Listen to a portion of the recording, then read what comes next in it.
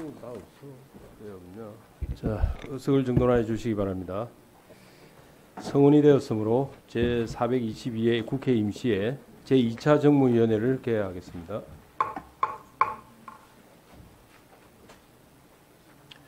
오늘 회의 진행은 우리 위원회 해부된 법률안 상정과 대체 토론을 먼저 한 이후에 우리 소관기관의 의무 현황 보고를 듣겠습니다. 그리고 위원님들의 질의와 답변을 듣는 순서로 진행하겠습니다. 그럼 의사일정에 들어가도록 하겠습니다. 먼저 의사일정 제1항부터 의사일정 제76항까지 이상 76건의 법률안을 일괄하여 상정합니다. 안건의 상세한 내용은 노트북에 게재된 자료를 참고해 주시기 바랍니다. 효율적인 의사 진행을 위해서 제안 설명은 노트북 게재로 대체하도록 하고 전문위원으로부터 법률안에 대한 요약 검토 보고를 먼저 듣도록 하겠습니다. 황승기 전문위원 나오셔서 공정거래위원회 소관 법률안에 대해서 검토 보고해 주시기 바랍니다. 공정거래위원회 소관 30건의 법률안에 대하여 주요 내용을 중심으로 검토 의견을 보고드리겠습니다. 4쪽입니다. 의사일정 제32항 이현성 의원이 대표 발의한 독점 규제 및 공정거래에 관한 법률 개정안은 일반 지주회사가 창업기획자의 주식을 소유할 수 있도록 하려는 것입니다. 현행법상 창업기획자는 전체 투자 금액의 40% 이상을 스타트업 투자에 활용하여야 하므로 개정안은 초기 창업기업에 대한 자금 흐름을 용이하게 함으로써 벤처 투자 생태계의 활성화를 도모할 수 있을 것으로 기대됩니다. 또한 일반 지주회사가 창업기획자의 주식을 소유하더라도 현행법의 CVC 행위 제한 규제가 적용되므로 대기업으로의 경제력 집중이라는 부작용도 상대적으로 크지 않을 것으로 예상됩니다. 다만 일반 지주회사가 보유한 CVC의 범위를 확장하는 것은 금산분리 원칙의 추가적 완화이고 일반 지주회사의 CVC 보유 허용이 국내 벤처기업에 대한 대기업 집단의 편취로 악용될 수 있다는 우려가 있다는 의견도 고려하여 논의할 필요가 있습니다. 다음 5쪽입니다. 의사일정 제33항 김용만 의원이 대표 발의한 독점 규제 및 공정거래에 관한 법률 개정안은 현행 지주회사의 주식 소유 현황 등 공시 의무를 자회사나 손자회사 등에도 적용하고 지주회사로 하여금 주주 간 이해상충 방지 방안을 마련하여 공시하게 하는 한편 상법의 집중 투표제 등 대규모 상장법인에 적용되는 특례 규정을 그 자회사, 손자회사 등에도 적용하려는 것입니다. 개정안은 정보의 투명한 제공을 통해 대기업의 이중 상장에 따른 일반 주주의 피해를 줄이고 기업의 건전한 지배 구조를 확립하는 데 도움이 될 것으로 기대됩니다. 다만 기업에 대한 과도한 공시 의무 부담으로 작용할 가능성과 함께 현재 이중상장 문제를 해결하기 위해 자본시장법, 상법 등 다른 법률안들이 논의 중이라는 점을 고려하여 결정할 필요가 있다고 보았습니다. 다음 7쪽입니다. 의사일정 제36항 윤한홍 의원이 대표 발의한 독점 규제 및 공정거래에 관한 법률 개정안은 동일인 관련자, 기업 집단을 법률에서 정의하면서 동일인의 친족 범위와 기업 집단의 범위를 현행 시행령보다 축소하고 기업 집단 지정을 위한 자료 제출 대상에 자연인인 동일인은 제외하는 한편 자료 제출 미비에 따른 처벌 수준도 낮추려는 것입니다. 개정안은 공정거래법 규제의 핵심 준거를 법률에 직접 규정함으로써 법 집행의 예측 가능성과 수용 가능성을 높이고 규제 완화를 통해 기업의 경영권 보장과 수범자의 의무 부담을 줄이는 효과가 있을 것으로 기대됩니다. 다만 동일인의 개념이 이미 해석과 사례의 축적을 통해 확립되어 있으며 친족 및 자료 제출 대상의 범위 축소 등으로 인한 규제 완화가 공정한 경쟁 및 법 위반 억지력 저하로 이어질 우려에 관한 검토도 필요합니다. 이 밖의 자세한 사항은 단말기 자료를 참고해 주시기 바랍니다. 이상 보고를 마치겠습니다. 네, 수고하셨습니다. 다음은 최기도 전문위원님 나오셔서 국가보건부 및 국민권익위원회 소관 법률안에 대해서 검토하겠습니다. 정문현입니다. 국가보훈부 소관 23건, 국민권익위원회 소관 13건 등 총 36건의 법률안에 대해서 주요 내용을 중심으로 검토 의견 보고드리겠습니다. 먼저 구쪽입니다. 의사일정 제12항 이정문 의원이 대표 발의한 제대군인 지원에 관한 법률 개정안은 중장기 복무 제대군인의 전직 지원금 지급 액수를 현행 구직급여 일액의 최고액의 30을 곱한 금액의 100분의 50의 범위에서 100분의 50에 해당하는 금액으로 상향하고 매년 10월 7일을 제대군인의 날로 지정하려는 것입니다. 전직 지원금의 인상은 중장기 복무 제대군인의 원활한 사회복귀와 생활 안정을 도모하고 구직급여와의 형평성을 제고하는 측면에서 적극적인 검토가 필요한 입법으로 판단됩니다. 그리고 제대군인의 날 신설은 제대군인에 대한 보다 적극적인 인식 개선이라는 취지는 긍정적인 면이 있으나 10월 8일이 제한군인의 날로 지정되어 있다는 점을 감안하여 논의할 필요가 있겠습니다. 다음 12쪽입니다. 의사일정 제17항 정부가 제출한 국민묘지 설치 및 운영에 관한 법률 개정안은 국민묘지 안장 대상자의 안장 자격이 국민묘지에 안장된 이후에 변경된 경우로서 유족이 이장을 요청하는 경우 해당하는 국민묘지에 이장할 수 있도록 하는 것으로 유공자 희생과 공원의 정도에 상관한다는 점에서 타당한 입법으로 판단됩니다. 다음 17쪽입니다.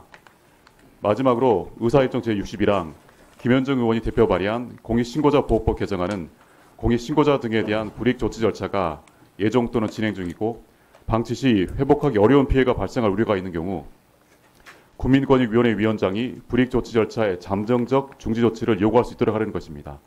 개정안은 공익신고자의 신속한 보호와 신고 활성화라는 긍정적 효과가 기대되며 이미 부패방지 권익위법은 불이익 절차 이치정지 제도를 두고 있다는 점을 고려했을 때 법 체계적으로도 타당한 입법 조치를 보입니다. 이상 검토 보고를 마치겠습니다. 네, 수고하셨습니다.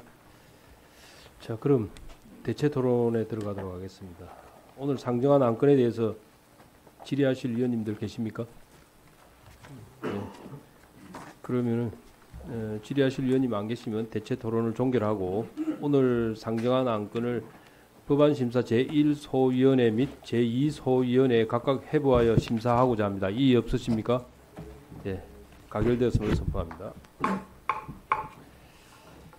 우리 1, 2소위원장님 및 소위원회 위원님들께서 많은 수고를 해주시기 바랍니다. 다음 의사일정 제77항 업무 현황 보고를 상정합니다. 오늘 업무 보고 기관은 국무조정실, 국무총리 비서실, 국가보훈부, 공정거래위원회, 국민권익위원회, 개인정보보호위원회, 경제인문사회연구회 및 24개 연구기관 등 총 36개 기관입니다. 소관기관 기관장으로부터 인사 말씀과 업무 현황 보고를 받겠습니다. 우리 소관 공공기관에 대해서는 원활한 회의 진행을 위해서 노트북 게재로 서면 보고로 대체하고자 합니다. 그러면 먼저 강정혜 국가보훈부 장관님 나오셔서 인사 말씀과 함께 업무 보고해 주시기 바랍니다.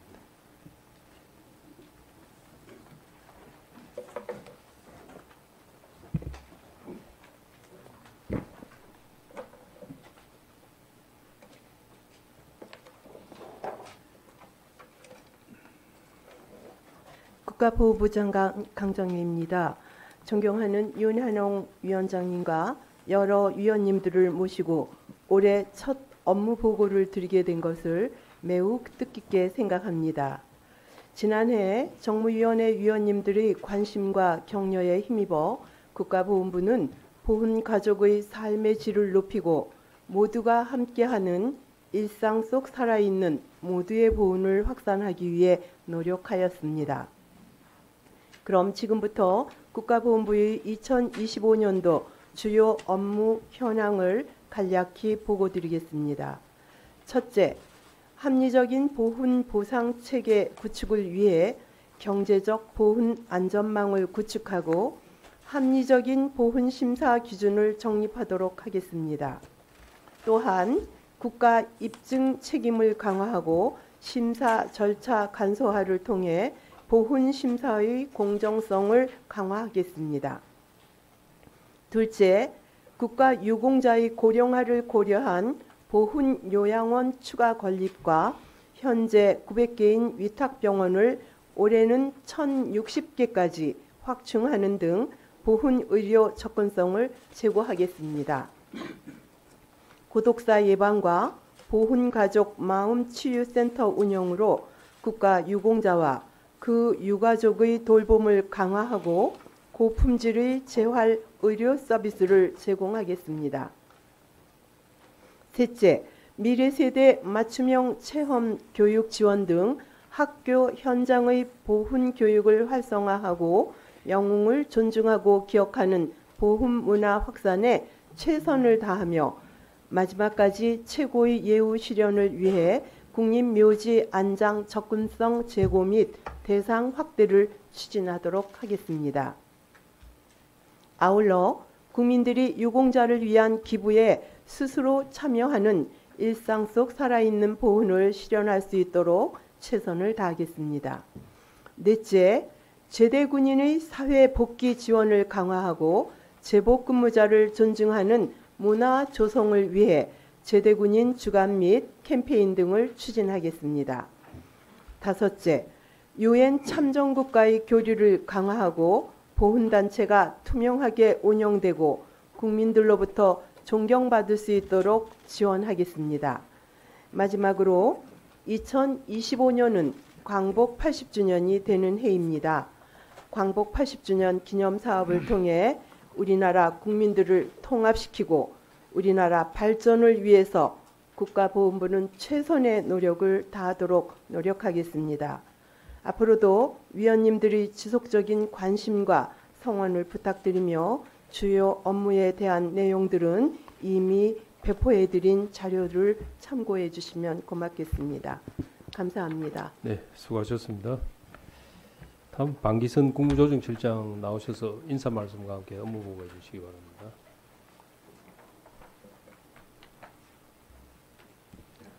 예, 안녕하십니까. 국무조정실장 방기선입니다. 바쁘신 의정활동에도 불구하고 항상 국무조정실에 관심과 애정을 갖고 아낌없는 지원과 조언을 해주시는 윤한홍 위원장님과 위원님들께 깊은 감사의 말씀을 드립니다. 최근 우리나라를 둘러싼 대내의 환경이 매우 엄중한 상황입니다. 미국의 트럼프 출범 이후 안보, 통상, 산업 등 여러 분야의 대외 불확실성이 한층 커진 복합 위기를 맞이하고 있으며 내부적으로도 상당 기간 누적된 고물가, 고금리 등으로 민생의 어려움도 가중되고 있습니다. 국무조정실은 이러한 대내외의 우려를 불식시키고 국정의 안정성과 민생 정책의 연속성을 유지하면서 국민들께서 불안을 느끼시지 않도록 대통령 권한대행의 국정 운영을 적극 지원하고 정부의 구심점이 되어 분야별 현안을 조율하는 데 심혈을 기울이고 있습니다. 당면한 위기를 성공적으로 극복하기 위해선 위원님들을 비롯한 국회와 정부 간의 긴밀한 소통과 협력이 무엇보다 중요합니다. 오늘 위원님들께서 주시는 고견을 경청하고 이를 바탕으로 대외 신인도 제고, 민생 안정 등 안정적 국정 안녕에 매진하도록 하겠습니다. 그럼 지금부터 국무조정실의 주요 업무에 대해서 핵심 위주로 간략히 보고드리겠습니다. 먼저 국정총괄과 조정입니다. 국무조정실은 의료개혁, 첨단산업 육성, 에이펙 정상회의 준비 등 주요 현안 대응과 함께 국무회의 차관회의, 또 국정현안 관계장관회의 등 다양한 국정협의체를 통해 정부 정책을 총괄 조정하고 있습니다. 다음 민간의 자율과 창의 극대화를 위한 규제 혁신을 통해 정부 출범 후 현재까지 2,900여 건을 개선 완료하였으며 약 148조 원의 경제적 효과가 발생할 것으로 전망됩니다. 또한 47개 중앙행정기관에 대한 정부 업무 평가와 120대 국정과제 이행 상황 관리를 통해 가시적인 국정 성과가 창출될 수 있도록 노력하고 있습니다. 국제사회의 책임 있는 일원으로서 ODA의 양적 확대와 질적 내실화에 주력해왔으며 우리 젊은이들의 삶을 개선하기 위한 다양한 청년 정책 마련에 앞장서고 있습니다. 아울러 탄소 중립 사회로의 전환을 위한 국가 기본계획과 2035 NDC 수립은 물론 구조적 부패를 근절하고 공직사회의 기강을 다잡는 한편 사기 진작을 통해 일하는 분위기를 조성하는 데에도 역량을 집중하고 있습니다. 이 외에도 광복 80주년 기념사업 추진, 납세자 권리보호, 세종, 제주 및 강원, 전북 등 특별자치시도의 안착, 테러 예방 및 대응 활동, 새만금 사업 추진 지원 등에도 소홀함이 없도록 세심히 관리해 나가겠습니다. 감사합니다. 네, 수고하셨습니다. 다음은 한기전 공정거래위원장님 인사 말씀과 함께 업무 보고해 주시기 바랍니다.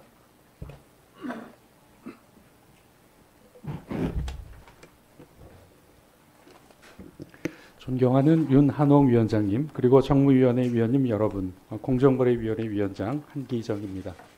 2025년을 맞아 처음 열리게 된 정무위원회에서 위원장님과 여러 위원님들을 모시고 공정거래위원회 업무보고를 드리게 되어서 뜻깊게 생각합니다. 주요 업무 현황을 보고 드리겠습니다. 올해 공정거래위원회는 민생경제 회복 및 미래 대비를 위한 공정거래 기반 조성을 위해서 다양한 정책을 추진할 계획입니다. 첫째, 중소기업 소상공인의 경제 활력을 제고하겠습니다. 하도급 유통 분야에서 중소기업 납품업체들이 정당한 대가를 보장받도록 개선 방안을 마련하고 납품대금 연동제를 회피하는 탈법 행위와 온라인 쇼핑업계의 불공정 관행을 점검하겠습니다. 가맹점주의 창업 안정성 강화를 위해서 정보 공시 제도를 도입하고 대리점주 지위 향상을 위해서 불공정 관행도 점검하겠습니다. 온라인 플랫폼이 초래하는 부담을 경감하고 자영업자 경영애로 해소를 위한 보호장치를 강화하겠습니다. 둘째, 미래 대비를 위해서 혁신 경쟁을 촉진하겠습니다. 국민의 경제적 부담으로 직결되는 분야의 담합과 통신, 자동차 등 핵심 산업의 불공정 거래 감시를 강화하는 한편 신성장 동력 확보를 위해서 시장 구조를 개선하고 기업 결합 심사도 효율화하겠습니다. 온라인 플랫폼 시장의 경쟁 촉진 기반을 마련하고 국민 일상생활에 깊숙이 자리 잡은 구독형, 버티컬, 모바일 플랫폼의 불공정 관행과 소비자 기만 행위를 집중적으로 점검하고 시정하겠습니다. 셋째, 소비자 보호를 강화하고 소비자 권익을 증진하겠습니다. 결혼, 출산, 육아 관련 정보 제공 확대, 일상생활 밀접 분야의 소비자 피해 중점 점검, 고령층 소비자 안전망 확충을 위한 상조 분야 제도 개선 등으로 생애 맞춤형 소비자 보호 대책을 추진하겠습니다. 온라인 쇼핑 관련 기만 행위를 방지하고 디지털 거래 현실에 적합하도록 제도를 합리화하겠습니다. 또한 신유형 글로벌 거래 소비자 피해를 예방하기 위한 시장 감시와 제도 보완을 지속하겠습니다. 넷째, 대기업 집단 제도를 합리적으로 운영하겠습니다. 중소기업 주력 업종 및 민생 밀접 분야의 부당 내부 거래를 철저히 감시하고 규제 회피 목적의 탈법 행위도 방지하겠습니다. 경제 환경 변화를 반영해서 대기업 집단 기준과 계열회사 범위를 조정하는 한편 시장의 자율 감시 기능을 확대하고 기업의 자료 제출 부담을 완화하는 제도 개선 방안도 마련하겠습니다. 마지막으로 공정위 처분의 실효성, 투명성 제고와 사건 처리 효율화를 위해서 시스템을 개선해 나가고 분쟁 조정 제도 정비와 소송 지원 확대를 위해서 신속 효과적인 피해 구제를 지원하겠습니다. 지금까지 주요 업무 현황을 보고드렸습니다. 자세한 내용은 미리 배포해드린 자료를 참고해 주시기 바라며 이후 위원님들의 질의에 답변하는 과정에서 상세히 말씀드리겠습니다. 감사합니다. 네, 수고하셨습니다. 다음은 유철한 국민권익위원장님 업무 보고해 주시기 바랍니다. 그 자리에 앉아서 하셔도 되겠습니다. 이렇게 앉아서 인사를 허용해 주셔서 먼저 감사의 말씀을 드립니다. 국민권익위원회 위원장 유철환입니다. 존경하는 윤한홍 정무위원장님 그리고 정무위원님들께 국민권익위원회 업무를 첫 보고를 드리게 돼서 매우 뜻깊게 생각합니다. 먼저 다소 기쁜 소식을 전해드리겠습니다. 국제투명성기구에서 2024년도 국가청렴도 평가 결과 우리나라 역대 최고 성적을 거두었습니다. 평가 점수는 63점에서 64점으로 그리고 국가 순위는 180개국 중 32위에서 32위로 상승을 했습니다. 국가 청렴도가 1점 상승하면 1인당 GDP가 2.64% 정도 상승한다는 효과가 있다고 합니다. 일선 현장의 부패 개선 성과를 통해 경제 성장과 민생 안정에도 긍정적인 효과를 가져올 것으로 기대를 합니다. 주요 업무 추진 내용을 보고 드리겠습니다. 먼저 우리 위원회는 취약계층의 어려움을 최우선적으로 해결하여 생활 안정을 돕겠습니다. 쪽방 주민, 자립준비 청년, 한세인 등 어려운 분들과 현장에서 직접 소통하고 고충을 발굴하여 신속하게 해결할 계획입니다. 특히 여러 기관과 협력하여 주거 취업, 금융, 학업 등 분야별 다양한 지원 프로그램이 필요로 하는 분들에게 매칭이 되도록 하겠습니다. 다음으로 우리 위원회는 국민 생활과 밀접한 지방 일선 현장의 부패를 부패의 근절을 위해서 노력하겠습니다. 공공기관 예산 낭비, 보조금 부정수급 등을 철저히 점검하여 국가 재정 누수를 차단할 것입니다. 신고자의 경우에는 법률에 따른 차이가 없이 같은 수준의 보호와 지원을 받도록 하겠습니다. 마지막으로 금년 6월에는 95개 기관의 온라인 행정심판 시스템을 통합하여 국민들께서 한 곳에서 신속하고 편리하게 민원이나 행정 서비스를 받으시도록 하겠습니다. 더불어 한 해 약 1,400만 건에 달하는 민원 빅데이터를 철저히 분석하여 사회 현안에 대한 선제적 정책 대응을 지원하겠습니다. 취약계층 보호와 저출생 대응, 중소기업 보호 등 다양한 제도 개선도 추진하겠습니다. 상세한 내용은 배부해드린 자료를 참고해 주시고 위원님들이 큰 관심과 아낌없는 조언을 부탁드립니다. 오늘 질의하신 내용도 최선을 다해서 답변을 드리겠습니다. 말씀하시는 부분을 모두 귀담아 듣고 더욱더 국민 편에서 일하는 권익위원회가 되도록 노력을 하겠습니다. 감사합니다. 수고하셨습니다. 다음은 고학수 개인정보보호위원장님 업무 보고해 주시기 바랍니다.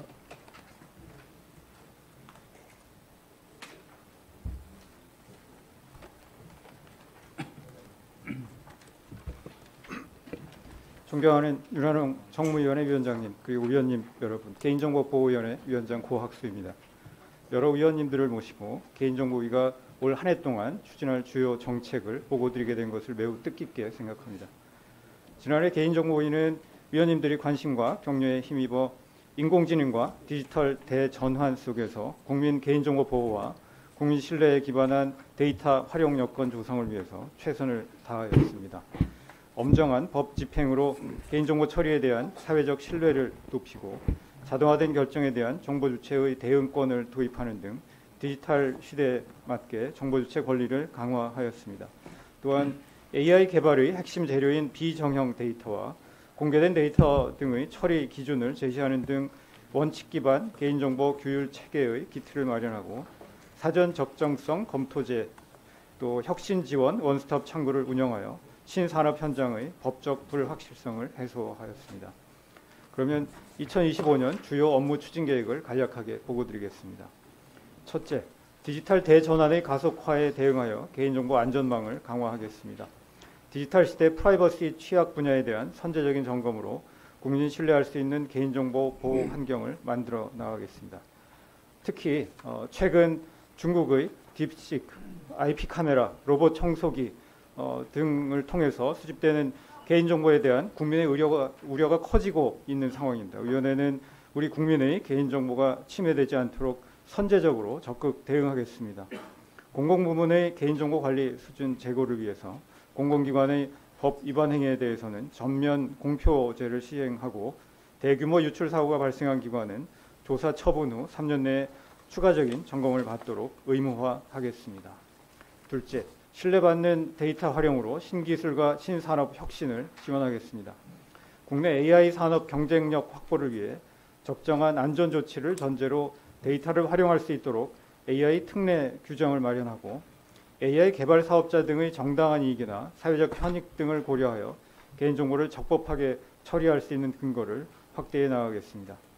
이와 관련해서 위원님들께서 발의하신 인공지능 개인정보 특례 그리고 국내 대리인 제도 개선과 관련한 개인정보보호법 개정안이 조속히 처리될 수 있도록 위원님들의 각별한 관심과 지원을 부탁드립니다.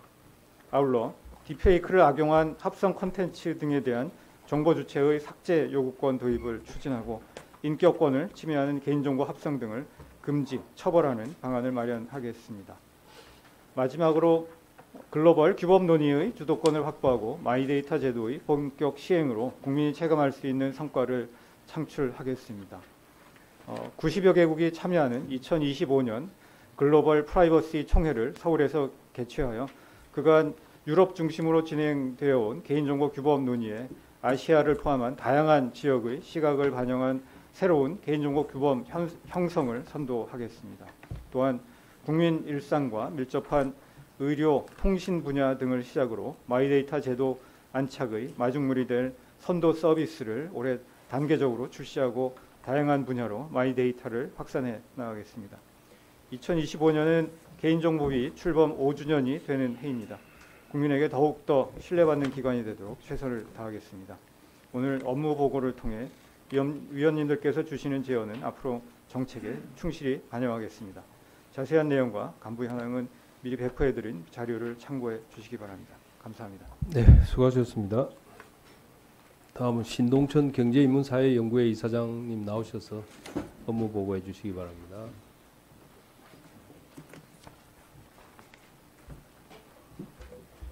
안녕하십니까. 경제인문사회연구회 이사장 신동천입니다. 오늘 존경하는 윤한홍 위원장님과 여러 위원님들을 모시고 연구회 및 소관 국책연구기관의 업무 현황을 보고드리게 된 것을 뜻깊게 생각합니다. 현재 대한민국은 글로벌 경제 질서의 재편과 저출생, 고령화, 디지털 전환 등 급변하는 환경 속에서 사회 구조를 근본적으로 변화시키는 과제에 직면해 있습니다. 이러한 상황에서 경제인문사회연구회는 대한민국 미래를 선도하는 국가정책연구의 허브라는 비전 아래 국가 현안에 대한 대응과 중장기 미래를 위한 전략을 제시하고자 노력하고 있습니다. 이와 관련하여 경제인문사회연구회가 중점적으로 추진하고자 하는 내용을 간략하게 보고드리겠습니다. 첫째, 국가정책연구기관으로서의 정체성에 걸맞는 역할을 수행하기 위하여 안정적인 연구 기반 조성을 통한 정책 지식 창출, 공정하고 객관적인 연구기관 평가 제도의 정착, 정책 연구의 사회적 수용성 제고를 위한 맞춤형 성과 확산 등 제도적 차원의 정비와 개선을 추진함으로써 국민에게 신뢰받는 국가정책 연구체제를 구축해 나가도록 하겠습니다. 둘째, 창의와 도전에 기반한 연구를 수행할 수 있도록 생애주기별 교육훈련 확대, 연구 인프라 강화 등 연구와 행정을 적극적으로 지원하는 한편 AI, 빅데이터에 기반한 디지털 전환을 통한 정책 연구 환경의 혁신을 가속화해 나가겠습니다. 마지막으로 기민하고 선제적인 정책 지원을 위하여 개방형 정책 연구 플랫폼 운영과 국내외 융복합 공동 연구 지원, 연구 구조 개선을 위한 제도 정비 등 국가 싱크탱크로서 연구 역량을 발휘할 수 있도록 지원 체계를 강화해 나가고자 합니다. 앞으로도 경제인문사회연구회와 소관 국책연구기관은 우리 사회가 직면한 과제에 대해 통합적이고 실용적인 정책 대안을 제시할 수 있도록 최선의 노력을 다하도록 하겠습니다. 감사합니다. 네, 수고하셨습니다. 다음은 의원님들 질의 답변할 순서가 되겠습니다. 질의 시간은 오전 질의 5분, 오후에도 5분 이렇게 드리도록 하고 만약에 오후에 하시기 어려우신 분은 오전에 시간을 좀 더 드려서 마무리할 수 있도록 그렇게 어제처럼 그렇게 진행하도록 하겠습니다. 네, 1분 드리세요. 자, 우리 김용만 의원님. 예, 감사합니다. 어저께 저희가 국정감사 결과 보고서를 의결을 했는데요. 그 결과 보고서에 보면은 이렇게 나와 있습니다. 국회를 무시한 독립기념관장의 자료 제출 거부는 증감법상 처벌 대상이므로 고발할 필요가 있음을 지적한다. 지난번 국감 때 임원추천위원회 목록과 141차 이사회 회의록 사본 등을 제출을 해달라고 했는데 많은 의원님들이 제출하지 않으셨고 그 과정에서 독립기념관 내부 자체 법무 검토에서 제출해야 된다고 했고요. 지금 당연히 국회 증감법에서도 해야 된다고 나오는데 관장 재량으로 거부하는 것은 처벌을 감수하고도 제출하지 않는 것이 맞냐 물어보니까 예 그렇습니다라고 말했습니다. 이 부분에 대해서는 우리 정무위에서도 처벌이 돼야 된다는 걸 알면서도 제출 안 한 거기 때문에 반드시 처벌까지 고발까지 이어져야 된다고 생각이 들어서요. 그 부분을 꼭 좀 지켜주시기를 부탁드리겠습니다. 자, 그 부분은 우리 간사님들 다시 한번 협의해 주시기 바라고요. 자, 질의 들어가도록 하겠습니다. 오늘 첫 질의 순서 좀 조정이 됐네요. 김재섭 위원님 해주시기 바랍니다. 네, 도봉구 출신 김재섭입니다. 저는 오늘 AI 기본법이랑 이제 국무조정실의 역할 관련해서 국무조정실장님과 이야기 좀 나눌 것들이 있습니다. 최근에 우리가 딥시크가 나오면서 전 세계가 좀 충격에 빠졌었고 너도 나도 이 AI 관련한 속도전을 하고 있는 상황입니다. 우리나라도 이제 발빠르게 대응을 하고 있는데 제가 알아본 바 EU 이외에 이제 전 세계에서 두 번째로 AI 기본법이 대한민국에 제정이 얼마 전에 됐고요. 통과가 됐습니다. 근데 저도 이 법안에 찬성을 했는데 이후에 이게 좀 꼼꼼하게 뜯어보니까 굉장히 구조적인 문제점들이 많이 보였습니다. 제가 이 법사위원회의 속기록을 좀 보니까 법사위원장도 이 법안의 구조적 문제점을 인지하고 있고 많은 장관님들께서도 그리고 실국장님께서도 이 법안의 문제점들을 말씀을 하셨는데 그러다 보니까 법은 두 번째로 통과가 됐지만 전 세계에서 AI 관련된 대응을 두 번째로 잘하고 있느냐 하면 저는 그건 아닌 것 같습니다. 그래서 뭐 여러 장관님들, 뭐 학계, 산업계의 문제점, 산업계에서 지적했던 문제점들을 저의 우려와 함께 같이 종합해서 좀 전달 드려보도록 하겠습니다. 세 가지 말씀드리겠습니다. 첫 번째로는 이제 규제에 관한 문제인데 규제에 관한 것도 이제 두 가지 측면에서 좀 볼 수가 있겠습니다. 소위 말하는 이제 수평 규제의 문제점인데 수평 규제라고 하는 것은 일괄적으로 똑같은 규제를 적용하는 그러니까 산업별, 뭐 기능별 따지지 않고 비슷한 사안에 대해서는 같이 규제를 하게 되는 수평 규제의 문제점이 좀 있는데 AI 기본법을 뜯어보게 되면 고영향 인공지능에 해당하는 인공지능은 규제가 굉장히 세게 들어갑니다. 그러니까 고영향 인공지능이라고 한다 그러면 뭐 사람의 신체나 생명의 위협을 가할 수 있거나 영향을 많이 주는 것들을 고영향 인공지능이라고 우리가 취급하고 있는데 굉장히 다양한 분야의 인공지능이 다 고영향 인공지능으로 다 들어가 있더라고요. 그러다 보니까 산업별로 또 뭐 기능별로 달라져야 되는 이 규제에 대해서 일괄적으로 적용하다 보니까 산업계랑 학계에서 굉장히 우려가 많이 있습니다.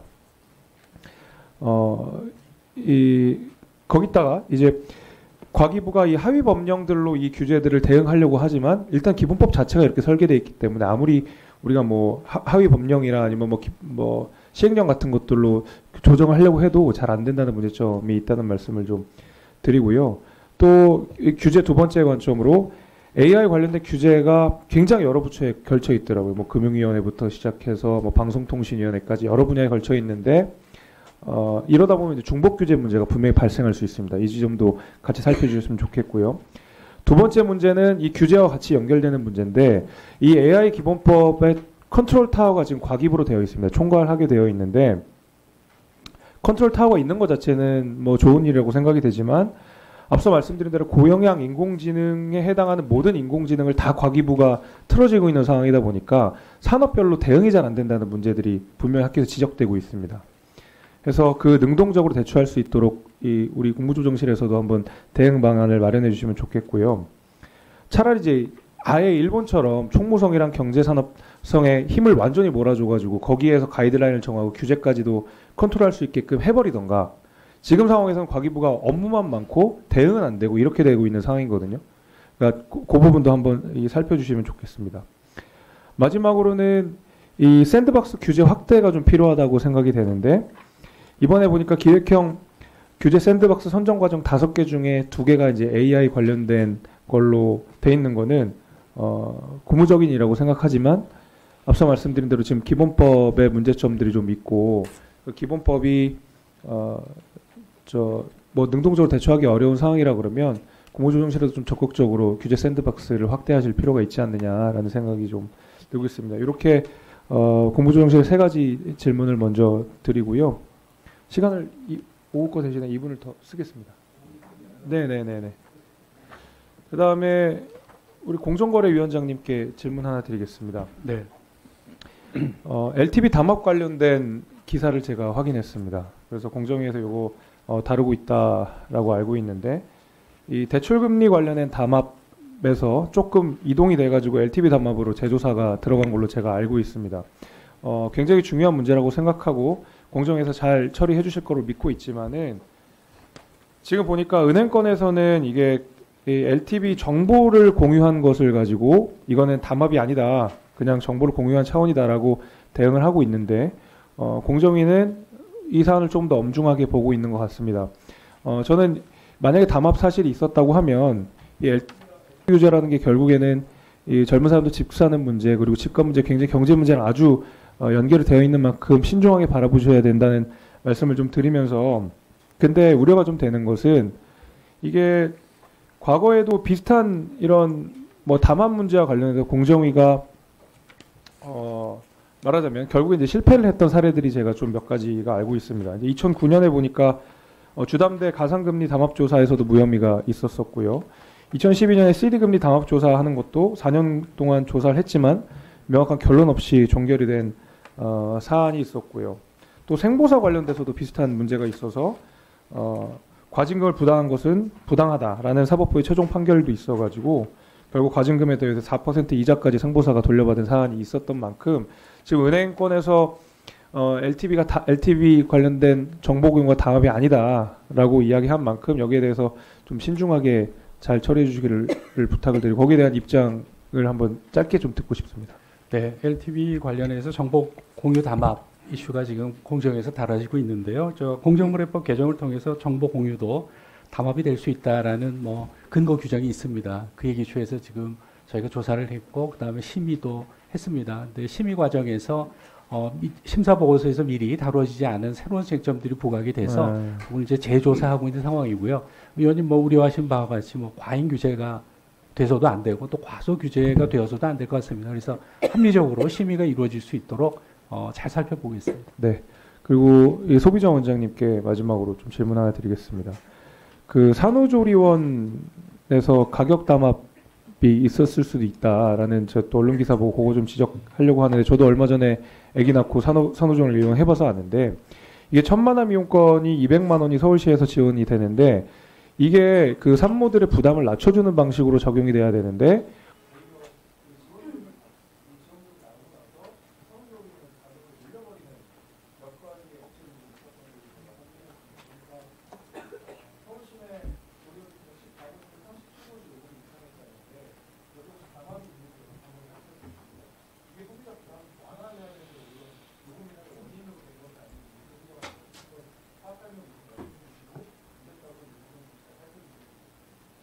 예, 지금 현재 말씀하신 사안에 대해서 저희가 파악한 건 없고요. 예, 한번 저희가 신속하게 파악해서 보고 드리도록 하겠습니다. 아까 국무조정실장 답변. 예, 간단히 말씀드리겠습니다. 김재성 의원님께서 말씀하신 것처럼 사실 AI 기본법을 마련하는 과정에서 이게 기존에 없는 틀에 대해서 대응을 하다 보니까 관계부처 간에도 사실 좀 이견이 있었고 그런 부분은 어느 정도 조정을 해서 이번에 AI 기본법이 이제 통과가 된 걸로 알고 있습니다. 근데 말씀하신 것처럼 이게 새로운 분야다 보니까 좀 규제가 중복이 되거나 좀 세게 너무 좀 강하게 들어가는 부분들이 있을 수 있다는 우려가 계속 있다는 걸 알고 있습니다. 그래서 저희가 그러니까 한계가 있겠습니다만 말씀하신 대로 법에서 정한 부분이 있어서 시행령 개정 과정에서 하여간 규제의 수준은 하여간 필요한 최소한의 수준으로 좀 가고 그다음에 사업자의 의무라든가 이런 것들에 대해서도 합리적인 수준 조정이 될 수 있도록 노력을 하겠습니다. 그리고 컨트롤 타워 문제는 이제 과기부 중심으로 지금 AI 기본법이 이루어지면서 관계부처 간에 저희도 좀 간담회라든가 이런 걸 해보면 조금씩 시각이 다른 부분은 저희도 좀 느끼고 있습니다. 그래서 이런 부분을 좀 크게 덜 수 있는 거는 이제 대통령 직속위원회 국가 AI 위원회가 있기 때문에 그 부분에 대해서 거기에서 조금 조정이 될 수 있는 부분은 저희가 좀 노력을 해보겠고요. 만약에 필요하다면 저희가 국조실에서도 그 부분에 대해서 좀 더 적극적으로 역할을 하도록 하겠습니다. 그리고 샌드박스는 말씀 주신 것처럼 샌드박스라는 게 사실 기존의 법의 틀에서 못하는 부분 또 내지는 기존의 법에서 규정이 되지 않아서 하기 어려운 부분들에 대해서 좀 시험적으로 해보는 제도이기 때문에 저희가 그 부분에는 아마 AI의 기술 발전이나 이런 부분이 저희가 생각하는 것보다 굉장히 빠른 속도로 발전하고 있어서 샌드박스를 좀 더 적극적으로 활용하는 것에 대해서는 저희가 함께 노력하도록 그렇게 하겠습니다. 자, 수고하셨습니다. 이어서 존경하는 이강일 의원님 질의해 주시기 바랍니다. 국무조정실장님, 네. 지난 12월 3일 불법 비상계엄 당시의 행적에 대해서 몇 가지 묻겠습니다. 시간 관계상 짧고 분명한 답변 기대합니다. 비상계엄 선포 사실을 언론 보도를 통해 알게 되었다고 했는데 언제 어디서 알게 됐습니까? 세종관사에서 TV 보고 알게 된 건가요? 예, 그렇습니다. 한도수 총리는 저녁 8시 40분경에 윤석열 대통령으로부터 비상계엄 선포 계획을 직접 들었다고 했습니다. 우리 국무조정실장은 대통령실이나 총리로부터 사전 연락이나 설명을 이때까지 받은 게 없다는 거죠? 예, 그렇습니다.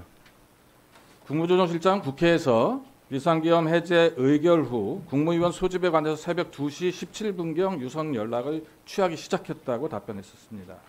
이때 총리나 부총리, 경제부총리하고도 통화를 했었습니까? 그 당시에는 경제부총리하고 통화는 못했고요. 그 통보를 하는 그 시점에는 제가 총리님하고 함께 있었습니다. 좋습니다. 그러면 대통령의 국무위원 소집 명령이 있었기 때문에 하신 거거든요. 그럼 명령은 몇 시에 있었습니까?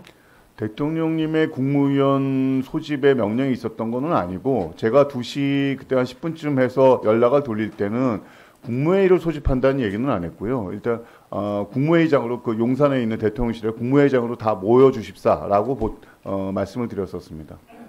국무회의장으로 모여라라고 하는 거는 본인이 소집할 수 있는 게 아니잖아요. 예, 누군가의 그때는 지시를 받고 한 거 아닙니까? 예, 총리님의 지시를 받았습니다. 총리입니까? 네네. 자, 두 가지만 확인하고 가겠습니다. 한덕수 총리가 윤석열 대통령에게 계엄 해제를 건의했다는 시간 2시 30분. 박안수 계엄사령관은 윤석열 대통령이 국회에 투입한 군병력 철수 지시를 한 것은 2시 50분 이렇게 얘기했습니다. 자, 대통령이 새벽 2시가 넘어서 국무위원 소집 지시를 했다. 아니면 총리가 했다. 총리가 한 것도 대통령의 지시가 있어서 했겠죠. 소집 목적이 있었을 거 아닙니까? 들은 바 있습니까? 당시에 저희가 좀 더 상황을 말씀드리면 뭐 지금 재판 과정이나 이런 것에서 좀 국조위원회 활동이나 이런 것이 나온 것처럼 자, 시간이 없어요. 그러니까 그때 소집 목적에 대한 부분에 대한 뭐 얘기. 저희가 특별히 들은 건 아니고 제가 그 부분에 조금 말씀드릴게요. 그러니까 자, 잠시만요. 좀 나중에 얘기하세요. 그럼 들은 건 없고 물은 건 있습니까?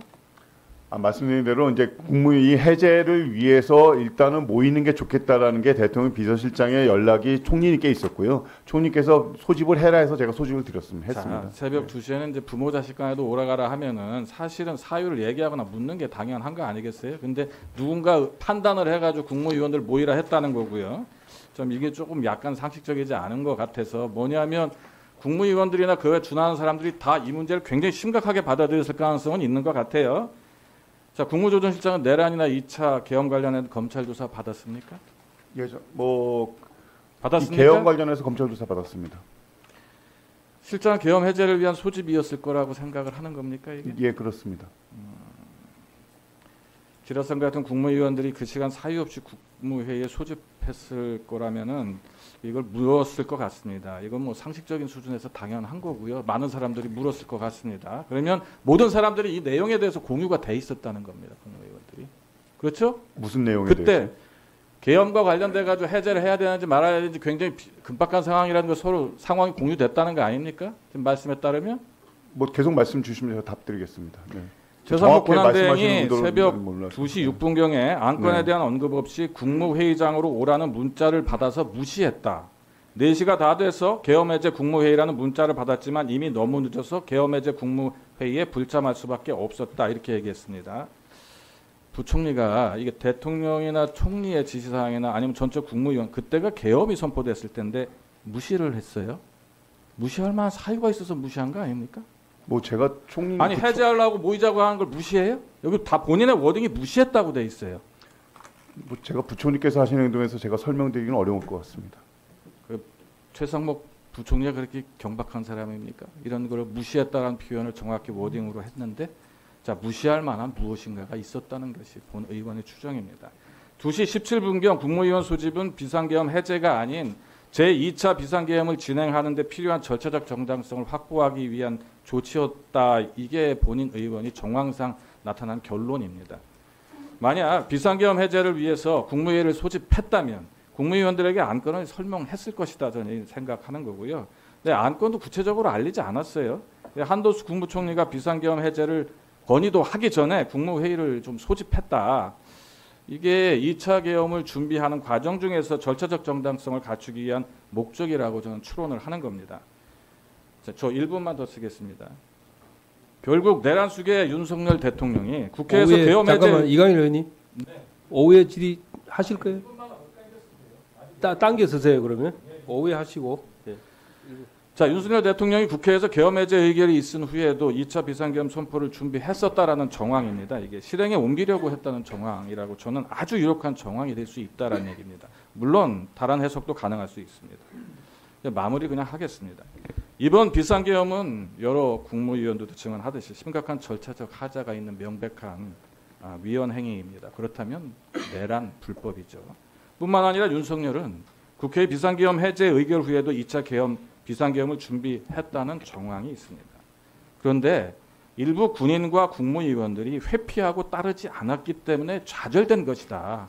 그런 진술들이 많습니다. 이것이 보수 진보의 문제입니까? 헌정질서를 수호하느냐 파괴하느냐, 그리고 자유민주주의 체제를 수호하느냐 파괴하느냐, 이 문제 아닐까요? 총칼로 남의 자유를 유린하고 민주주의와 헌정질서를 파괴하는 것, 이게 독재입니다. 낯지고 괴뢰 공산당이 되시는 국무조정 실장님하고 추미애 실장님 실체적 진술을 조금만 밝혀주셨으면 좋겠습니다. 이게 실체적 진술이 밝혀져야 대한민국의 앞으로 미래에 또 발생할 수 있는 내라는 미연에 나올 수 있는 거거든요. 여러 가지 해석이 있는데 제가 보면 이 정황들이 준비하는 과정 중에서 대통령이 이런 것들을 지금 해석을 하는 굉장히 높다, 이렇게 저는 규정하는 겁니다. 자, 마무리 부탁드립니다. 예, 뭐 말씀 주신 것들에 대해서 현재 이제 재판 과정이 진행 중이기 때문에 재판 과정에서 뭐 소상하게 밝혀질 거라고 생각을 합니다. 자, 수고하셨습니다. 이어서 정리하는 김용만 의원님 질의해 주십시오. 법무부 장관님, 오랜만에 뵙습니다. 네.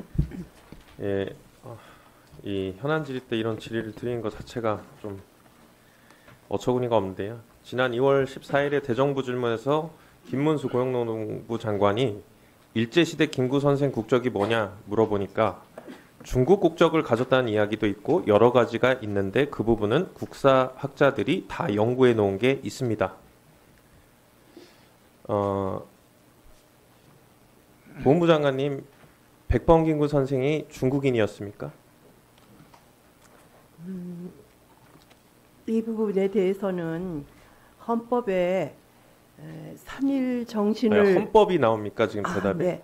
이 부분에 대한 거는 저희는 두 가지로 답변드리고 아니, 싶습니다. 홍준표 대구시장님도 어처구니가 없다라고 얘기를 하는 걸 지금 보훈부 장관님이 백범기구 선생이 일제 강점기의 국적이 바로 그 중국인이라는 부분에 거에 대해서 대해서 얘기를. 말씀드리고자 합니다.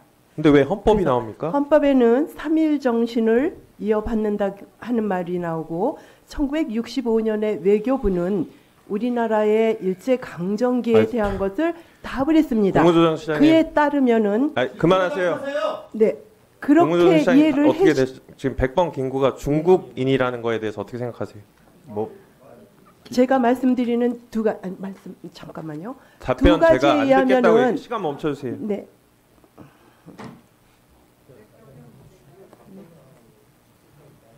제가 답변 그만하라고 얘기를 네, 했잖아요. 알았습니다. 네. 네. 국무조정 시장님. 예, 뭐 그 당시에 형식적으로 뭐 역사 그 실제 그게 어떻게 뭐 소위 내는 제가 알지는 못하겠습니다만, 뭐 백범김구님이 한국인이라는 거 뭐 대한민국 국민이 다 알고 있다고 생각합니다. 예, 이렇게 답변하시는 게 맞는 것 같습니다, 법무부 장관님. 그 국무조정 시장님, 일단은 그 답변에 대해서는 감사드리고, 그 지난번 국감 때 10월에도 얘기를 주신 게 우리 선조들이 이 똑같은 김문수 장관이 얘기한 겁니다. 일제강점기에 일본 국민이었다는 발언에 대해서 잘못된 걸 지적을 해주셨고요. 한일병합조약이 강제로 체결돼서 국제법상 무효이기 때문에 국민들은 일본 국민인 적이 없었다. 우리 국민들은. 이렇게 얘기를 해주시면서 정부 입장이나 배치되는 입장 표명을 국무위원들이 하면은 좀 주지시켜가지고 사회 혼란을 막으시겠다. 이렇게 얘기를 하시는데 왜 자꾸 이런 일이 일어납니까? 뭐 조금 더 노력하도록 하겠습니다. 이런 것들에 대해서는 좀 실장님이 말씀을 주셨던 부분이니까 좀 강하게 좀 제재를 가해서, 그래도 한 나라의 장관이라는 사람이 어떻게 백범김구 선생이 중국인이라는 얘기를 합니까? 뭐 제가 제 가족들 국적도 모르겠습니까? 본부 장관님도 이런 거에 있어서는 명확하게 얘기를 하셔야죠. 왜 헌법부터 나옵니까? 답이. 네, 같은 맥락입니다. 제가 그럼 같은 맥락이면 저렇게 답변을 하시라고요. 그 부분에 넘어갑니다. 대해서는 이미 몇 번에 걸쳐서 말씀드렸습니다. 시간 멈춰주세요. 네. 다음 질문 드릴게요. 보훈부 장관님, 서울특별계엄행동상장 들어보셨죠? PPT 봐주세요. 보셨나요?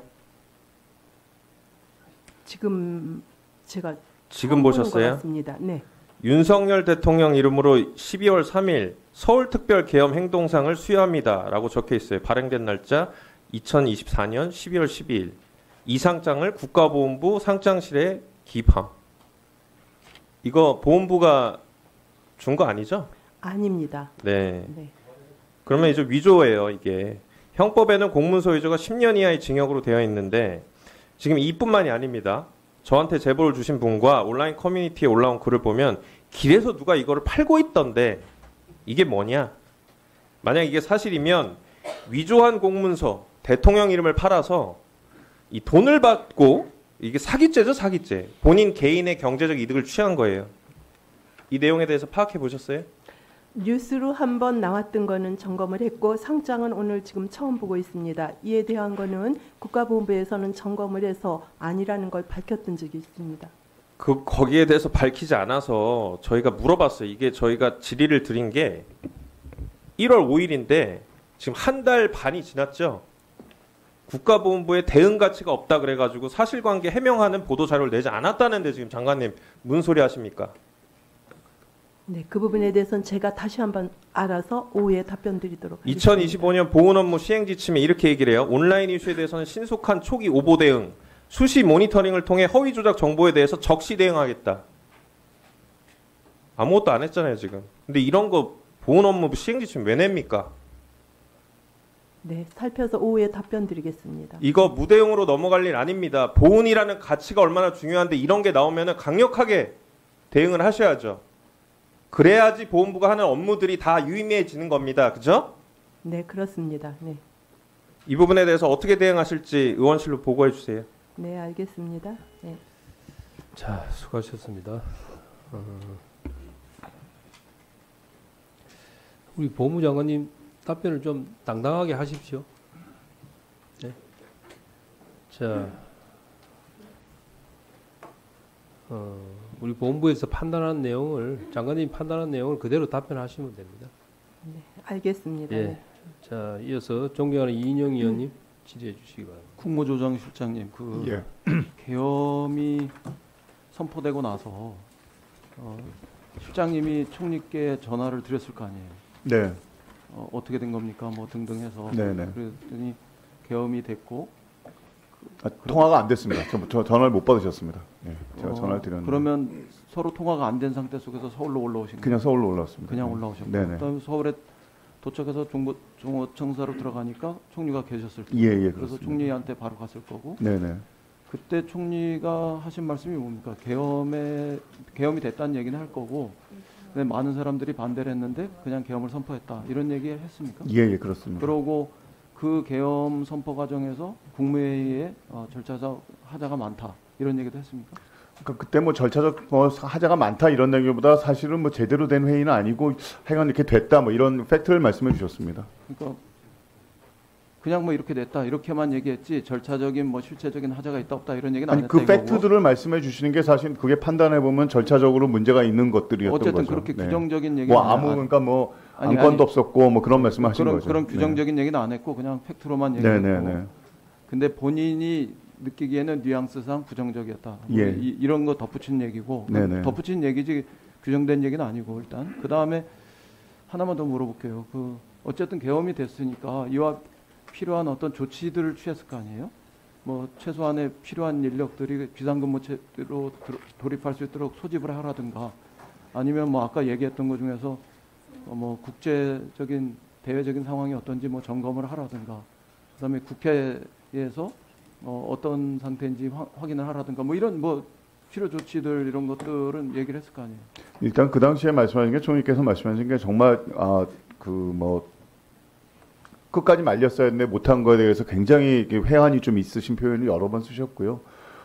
그리고 당시에 이제 제가 도착했을 때면 이미 국회에서 의원님들이 모이시기 시작할 때였기 때문에 그러면 뭐 저희 그때 의장님께서도 말씀하신 것처럼 이게 통과가 제대로 된 거냐 국회에 통과가 된지를 저희가 좀 알아보고 있었고 이게 통과가 안 된 경우는 어떻게 누가 통과를 해야 되느냐 뭐 이런 사실 저희도 유례 없는 경우라서 매뉴얼이 사실 좀 없어서 좀 이런 여러 것들에 대해서 어떻게 절차적인 걸 밟아가야 되는지에서 좀 고민을 하고 있는 그런 상황이었습니다. 인력들 공무원들 비상 출근 그런 거는 안 했습니다. 그럼 있는 사람이 검토를 했습니까? 네네.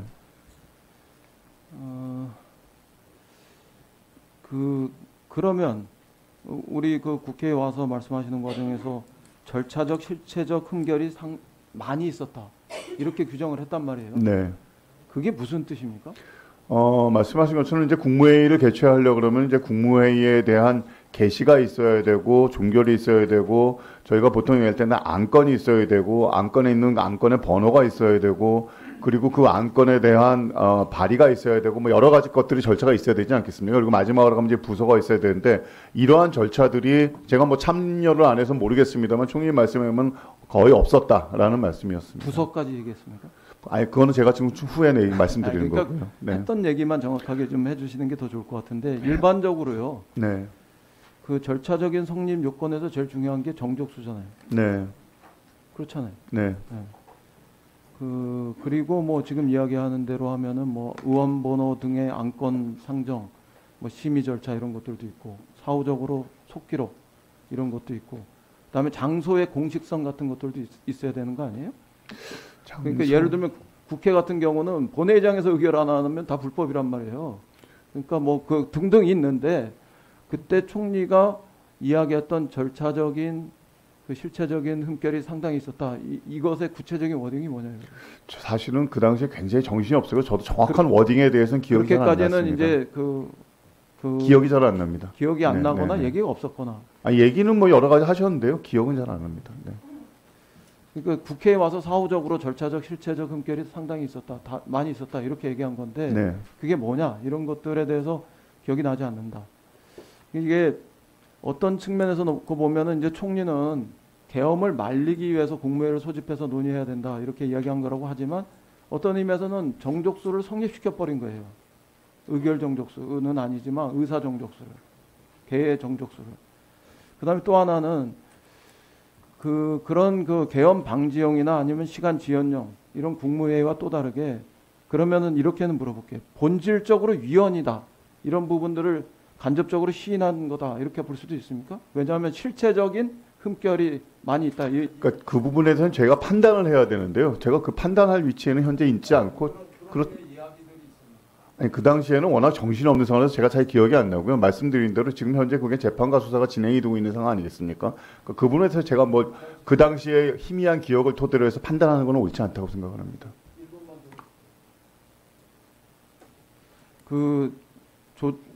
국정실장 보고 판단하라는 게 아니라 그때 어떤 이야기를 했는가. 그러니까 제가 말씀드린 말씀하셨던 거는 뭐 제대로 된 회의는 아니었다라는 말씀을 하셨고요. 그 부분은 분명히 말씀하셨고 저희가 흔히 얘기할 때 뭐 방망이 두들긴 것도 없었고 뭐 안건도 없었고 그런 거는 그 당시에 말씀하신 워딩이 그런 거였습니다. 방망이 두른 게 없었다. 네네 그런 말씀을 그런 하셨습니다. 정도. 네.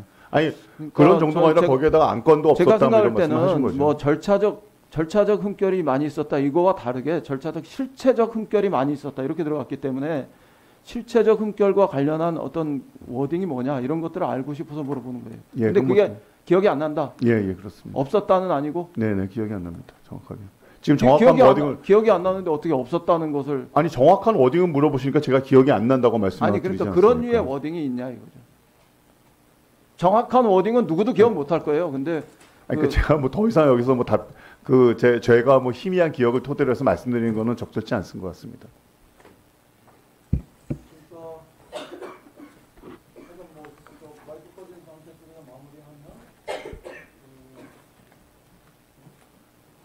나중에 국회 와서 이야기한 절차적 실체적 흠결이 많이 있었다 이런 부분에서 절차적 흠결과 관련한 부분들의 이야기는 어느 정도 있었던 것이 기억이 나는데 정확하지 않습니다.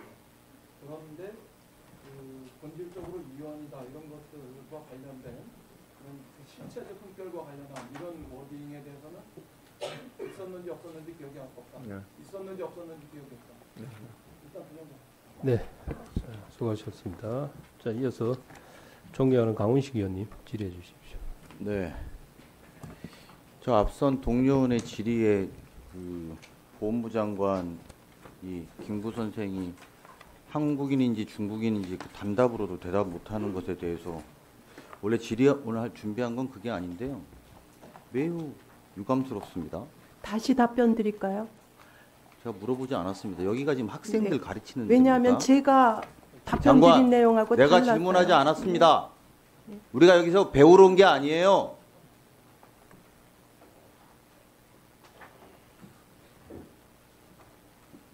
내가 옆에서 보고 느낀 것에 대한 말씀을 하고 있는 것 아닙니까 지금?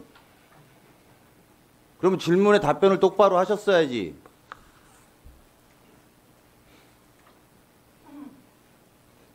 저는 매우 유감스럽게 생각하고 대통령 명의의 보훈부의 명의로 허위 공문서가 남발되고 있는 증거 사진을 보여주면 당연히 허위 문서 관련해서 검찰에 고발하겠다고 대응하는 것이 맞는 것인데 그것도 알아보겠다는 수준의 답변으로 지금 우리가 업무보고 받는 자리 아닙니까? 지난번에 국무위원이 그런 대답을 해서 가족이 아니더라도 교과서에 나오는 분에 대한 국적을 물은 것이고 그거에 대한 대답은 간단한 이야기입니다. 두 가지로 말씀할 수 있다. 헌법에 보면 여기서부터 이미 틀린 답변이라는 겁니다. 더 말씀 안 드리겠고 필요하시면 보도자료 내세요. 한국소비자원 원장님 나와주시고요. 오늘 제가 드린 질문은 민생 관련된 질입니다.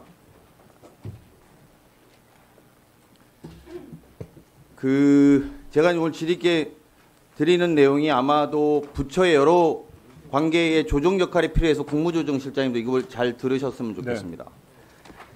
작년부터 제가 국감 때 소비자가 문화생활에 피해 겪는 관련된 질의를 드리고 있는데 공연계 선예매 제도 관련해서 티켓값 인상한다고 견인한 바 있고 이 부분에 대해서 공정위에 제가 질의한 적이 있고 공정위는 관련해서 실태조사를 계획 중이라고 업무보고에 나와 있습니다. 근데 이제 이 부분에 소득공제 중에 발생되는 소비자 불편에 대해서 질의하겠습니다. 저는 이게 소비자원 입장에서 보면 소비자원장님 제가 보이는 대로 와주실까요? 소비자원의 입장에서 보면 기존 업무를 좀 넘어설까 우려하실 수도 있다고 생각하고 하지만 소득공제를 담당하는 국세청이나 또 문화비를 관리하는 문체부 또 우리 소비자의 불편함을 해결해야 되는 소비자원의 각 부처의 입장들을 고려해 보면 우리 국조실도 관심 갖고 들어주시기 바랍니다. 문화비 소득공제라는 것은 도서, 공연, 박물관, 미술관, 신문, 영화 이렇게 구매했을 때 추가 공제해주는 제도입니다. 그래서 일반 공제보다 공제받는 사람마다 차이는 있겠습니다만 10% 정도 공제율이 더 높습니다. 그래서 문화비 공제를 받을 수 있다면 이게 받는 게 더 이득인데요. 작년 한 해 문화비 소득공제 누락이 주로 일어나고 있는 데가 플랫폼 기업입니다. 이 플랫폼 기업에 대한 지적은 또 우리 정무위랑 무관하지 않기 때문에 이 여러 가지 공감 속에서 좀 이 부분에 말씀을 좀 드리는 거고 작년에 문화비 소득공제 누락 건수가 약 55만 건 정도 됩니다. 인터파크가 한 41만 건 문화비 소득공제 누락이 했는데요. 이게 금액으로 환산하면 800억이 좀 넘습니다. 카카오도 14만 건. 이렇게 해서 가장 큰 규모가 2018년 이후에 문화비 소득공제 시행 이후에 가장 큰 규모로 누락이 되고 있고 이것에 대해서 월급을 받는 사람들이 분노하고 있는 지점이 있습니다. 문제는 이 대응에 대한 문제나 실제 제도에 대한 문제에 대한 제가 오늘 이야기를 좀 해보고자 합니다. 일부 문화비가 소득공제가 누락된다는 사실이 개별 소비자에게 전달되지 않아서 이제 소비자들이 다 SNS로 이 문제가 제기되면서 소위 말하는 아까 그 플랫폼 기업들이 다 시끄러워지기 시작한 겁니다. 근데 이게 문제는 문화비 결제권에 대해서 소득공제가 누락돼도 사업자가 누락으로 인한 피해를 책임져야 될 법적인 책임은 없습니다. 그리고 혜택이 주어지지도 않습니다. 그러니까 소비자들은 구체적으로 사업자에게는 소비자들을 구제책으로 할 정확한 유인책이 없는 거죠.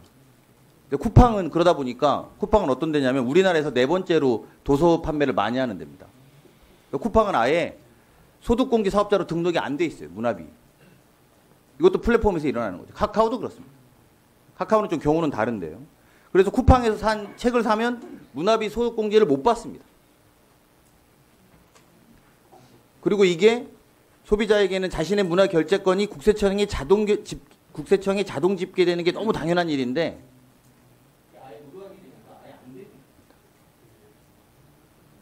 이게 결제 오류 그러니까 이게 문화비 소득공제 사업자의 결제 오류를 개선한 시스템을 구축하거나 아니면 이 방법들을 좀 찾아야 될 텐데 이게 또 큰 문제는 뭐냐면 올 7월 달부터는 수영장하고 헬스장 금액도 문화비 소득공제가 가능해지거든요.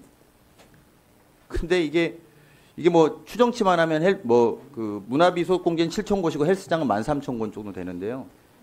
이게 또 PT와 같은 개인 교습은 문화비에 적용되지 없습니다. 이게 적용받으려면 단말기를 2개 놔야 되는 거예요. 헬스장에서. 개인 사업자와 이것과 이렇게 구분해서 놔야 되는 상황입니다. 그러다 보니까 이게 또 비용이 또 발생되는 거 아닙니까? 그러니까 현장에서는 또 안 할 확률이 높다는 겁니다. 저는 추가로 대규모 소비자 피해가 일어날 수밖에 없다. 현재 구조로 이렇게 봅니다. 그래서 일단 우리 문화비 소득공제에 대한 소비자 인식 조사부터 여러 가지 조사를 담당하고 있고 소비자 피해 실태 조사도 해야 될 것이고요. 또 전반적인 조사의 개선 사항들을 파악하는 건 우리 소비자원이 좀 해주셔야 된다고 생각하는데 원장님 의향이 있으신지 여쭙고 싶습니다. 예, 저 내용 알고 있고요. 예, 저희 소비자원에서는 지금 요 현황에 대해서 그다음에 또 저희가 마련할 수 있는 그 개선 방안까지 해가지고 하여튼 저 신속하게 예, 저희가 현황 파악하고 개선 방안까지 마련해서 그렇게 이것도 보고 드리도록 하겠습니다. 국무조정실장님, 네. 이건 국무조정실에서 조금만 신경 쓰면 해결할 수 있고 또 아주 많은 사람이 혜택 보는 사안인 것 같습니다. 좀 해결에 좀 적극 나서 주셔야 되지 않겠습니까? 예, 그렇게 하겠습니다. 네, 이상입니다. 수고하셨습니다. 자, 이어서 존경하는 이현성 의원님 질의해 주십시오. 예, 우리 국무조정 실장님, 예, 그 PT 협조해 주세요. 원래 부서 예산이 일방적으로 삭감되는 바람에 수도세, 전기세가 체납이 되고 화장실마저 폐쇄돼 가지고 주변 관청을 이용하고 있다는 그런 기사 본 적 있습니까? 예, 봤습니다. 해당 부서는 작년 연말 그 예산 심사에서 부서 경비가 0원이 되는 바람에 예산이 없어 가지고 사실상 주요 업무가 마비가 돼 있고 또 심지어 뭐 청소 용역비가 없어서 직원들이 집에서 쓰레기 봉투를 갖고 출근한다고 하는데 도저히 있을 수 없는 일이라고 저는 생각합니다. 작년에 예산 심사에서 삭감된 예산이 총 얼마죠? 한 뭐 4조 정도 됐고 4.1 정도 되는 걸 알고 있습니다. 예. 주요 삭감 내용을 보니까 아이 돌봄 수당, 청년 도약 계좌, 대학생 근로장학금, 국가유공자 보상 등과 같이 우리 국민들의 일상생활과 직결되어 있는 예산은 물론이고 중소기업을 위한 신용보전기금, 또 금융위 혁신성장펀드, 청년 일자리 강소기업 선정 및 육성 패키지, 외식산업 활성화 등 중소기업을 살리고 우리 산업의 성장 동력을 확보하기 위한 예산들도 그 대규모 삭감이 되었습니다. ABB도 2조 4천억이나 삭감이 됐는데 앞으로 대규모 그 재해와 재난이 발생하면은 어떻게 대응할지 걱정이 되는데요. 정부는 추경 혹시 계획이 있습니까? 현재 뭐 그거는 국정협의회에서 논의하시기로 한 걸로 알고 있습니다. 네. 그럼 아직 그 규모라든지 그 계획은 아직 구체적으로 나온 예, 건가요? 없습니다. 네. 만약에 그 추경 편성 그 계획이 있다면은 무엇보다도 현재 삭감된 예산을 복원시키는 게 우선되어야 할 것입니다. 그리고 너무 과도한 추경은 오히려 그 경제에 큰 후유증을 남길 수 있기 때문에 이미 작년에 그 국세 수입 감소로 인해 가지고 30조 넘는 세수가 펑크난 상황인 만큼 너무 무분별하게 그 나라 돈을 푼다면은 재정 건전성 악화에 따른 국가 신용도 하락으로 이어질 수도 있습니다. 따라서 추경이 제대로 효과를 내기 위해서는 적정한 예산을 적재적소에 투입해야 된다고 생각합니다. 당리당략을 떠나서 내수를 회복하고 자영업자, 취약계층들을 지원하는 동시에 신성장 동력 산업을 육성하는 데 중점을 두면서 추경을 적정 규모로 편성해야 할 것입니다. 정부는 만약 추경을 한다면은 이 같은 방향에 중점을 두고 준비해 주시기 바라겠습니다. 예, 알겠습니다. 우리 개인정보보호위원장님, 예, 전 세계적으로 딥시크 그 개인정보 처리 방치 문제가 그 제기되면서 국내에서도 매우 유출 우려가 확대되고 있는데요. 딥시크 측에 2주의 답변 기한을 두고 공식 질의서를 보냈다고 하는데 답변이 왔습니까?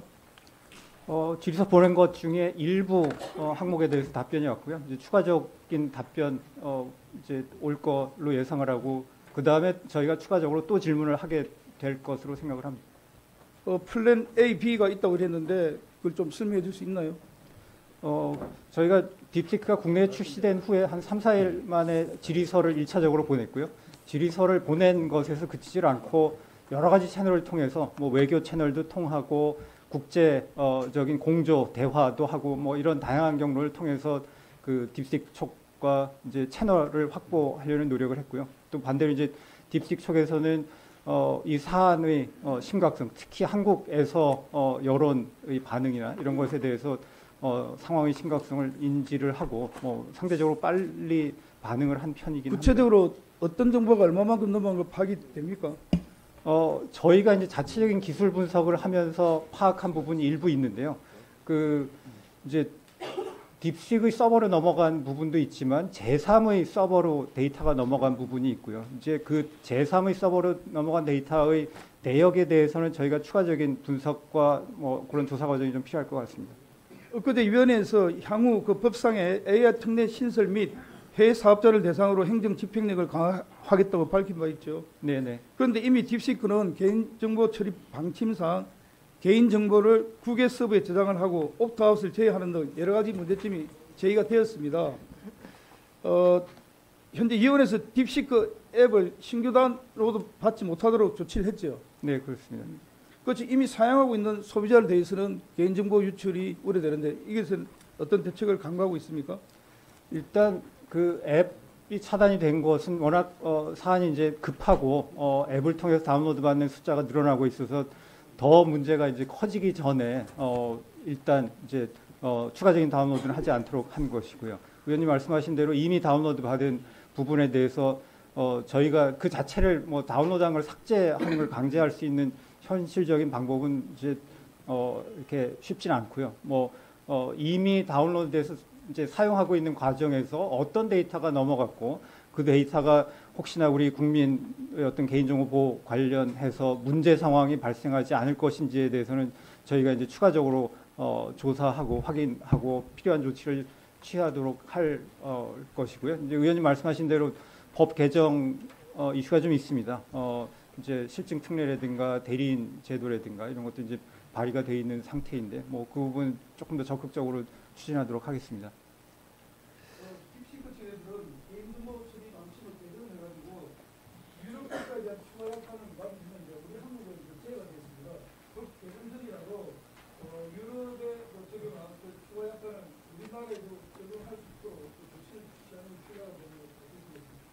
그 부분은 사전 실태 점검을 하는 과정에서 저희가 들여볼 것이고요. 그리고 말씀하신 대로 유럽 국가들에서 이제 개인정보 처리 방침이 좀 변경된 부분은 저희가 유럽 국가들하고 계속 그 공조 체제를 유지하고 있기 때문에 그에 대해서도 서로 같이 논의하면서 확인하도록 하겠습니다. 네, 마무리 부탁합니다. 예, 수고하셨습니다.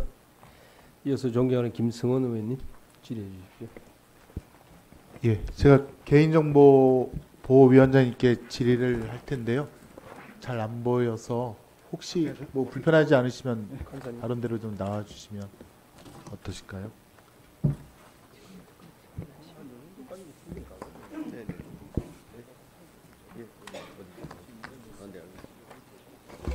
네, 위원장님 반갑습니다. 네, 개인정보 뭐 무작위 수집이라든가 유출에 대한 걱정이 있어서 오늘 질의를 할 텐데요. 우선 정광훈 목사와 그 일가가 국민들의 개인정보를 무작위로 수집하는 것에 대해서 물어보겠습니다. 자료화면 한번 보실까요? 이게 이제 광화문 우파 7대 결의사항이라고 하는 신청서에 나와 있는 것인데요. 보이십니까 혹시? 지금 화면이 자료가 안 있는데요. 보였습니다. 네. 여기 보면 7대 결의사항 중에 자유마을이라는 정광훈 목사 운영하는 회원으로 가입시키고 그다음에 퍼스트 모바일 핸드폰 통신사 이동을 해주세요.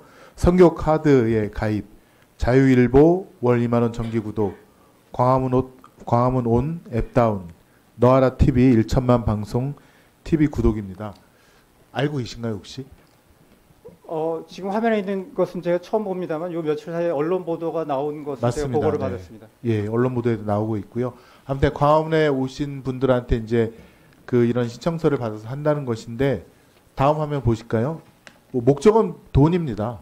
예, 돈이라는 거고요. 그럼 본인도 이렇게 밝히고 있고 선교 카드를 갖다가 지금 가입을 받고 있는데 다음 자료 화면 보실까요?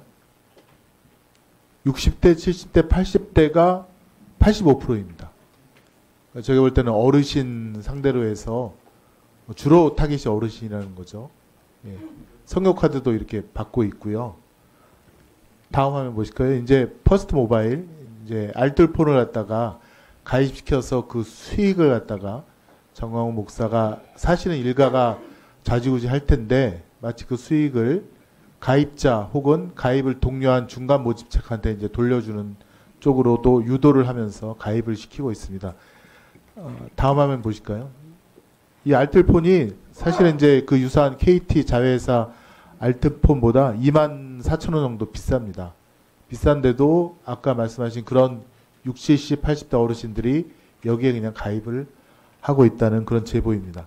근데 이제 이 가입할 때 휴대폰 주소록, 차량 운행 정보, 휴대폰 사용 실태, 이용 내역, 가입 정보, 쿠키, 접속 로그, 접속 IP, 뭐 통계 데이터, 홈페이지 설정 정보 등을 그 가입하는 분들로부터 광범위하게 수집을 한답니다. 좀 이상하지 않습니까? 위원장님 보시기에 어떤 것들은 좀 과하다고 판단되는 영역들이 있습니까? 일단 휴대폰 주소록은 좀 왜 이거를 가입자로부터 동의를 받아서 이걸 입수하려고 하는지, 정보를 취득하려고 하는지 말이 안 되는 것 같고요. 차량 운행 정보도 그렇고요. 휴대폰 사용 실태도 그렇습니다. 문제점이 있다고 보지 않으십니까? 뭐 지금 화면에 띄어져 있는 걸로 봐서는 뭐 문제의 가능성도 있지만 이제 실제로 개별 항목들이 왜 필요한지에 관한 어떤 목적 부분을 또 봐야 되기 때문에 뭐 제가 이 자리에서 말씀드리기를 쉽지 않을 것 같습니다. 다른 알뜰폰 가입 회사로는 이런 것들을 수집하지가 않습니다. 당연하죠. 필요한 목적 범위 내에서 개인정보 수집이라는 게 그렇잖아요. 필요한 목적 범위 내에서만 최소한으로 수집하는 게 원칙 아니겠습니까? 어떤 회사라도 혹은 국가기관이라도 목적의 정보 수집은 불가하다는 것이 개인정보보호법의 취지 아닙니까? 그런 차원에서 봐주셔야죠. 근데 이 수집한 개인정보를 제3자 정보 제공 동의를 받아갖고 정광훈 목사의 가족회사인 NJ 브릿지라든가 J 어스에게 공유를 합니다. 다음에 화면 혹시 보여줄 수 있습니까?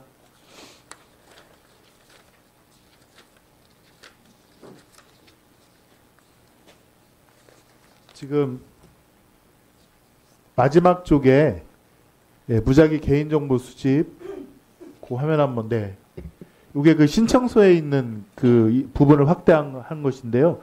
저 지금 맨 우측에 있는 제공받는 자가 정광훈 목사가 관여하고 있다는 그런 회사들, 법인체들이고요. 그다음에 맨 왼쪽은 이거를 아주 작은 글씨로 해서 보이지도 않게끔 그렇게 지금 동의를 받고 있다는 것이죠. 당연히 저희가 현장에 나가 보니까 충분한 설명이라든가 그런 것들 없이 그냥 체크만을 통해서 이런 개인정보를 무작위로 수집하고 있습니다. 이런 데 대한 문제점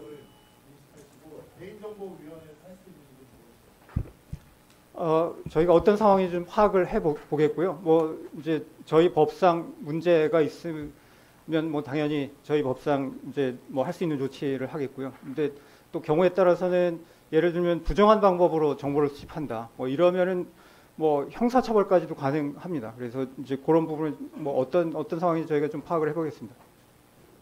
그 실태 조사를 좀 해주시고요. 부정한 목적의 수립에 대해서는 아까 말씀하신 보도보관을 통한 형사 처벌도 해주셔야 되고 또 이렇게 수집한 정보를 갖고 여론조사까지 합니다.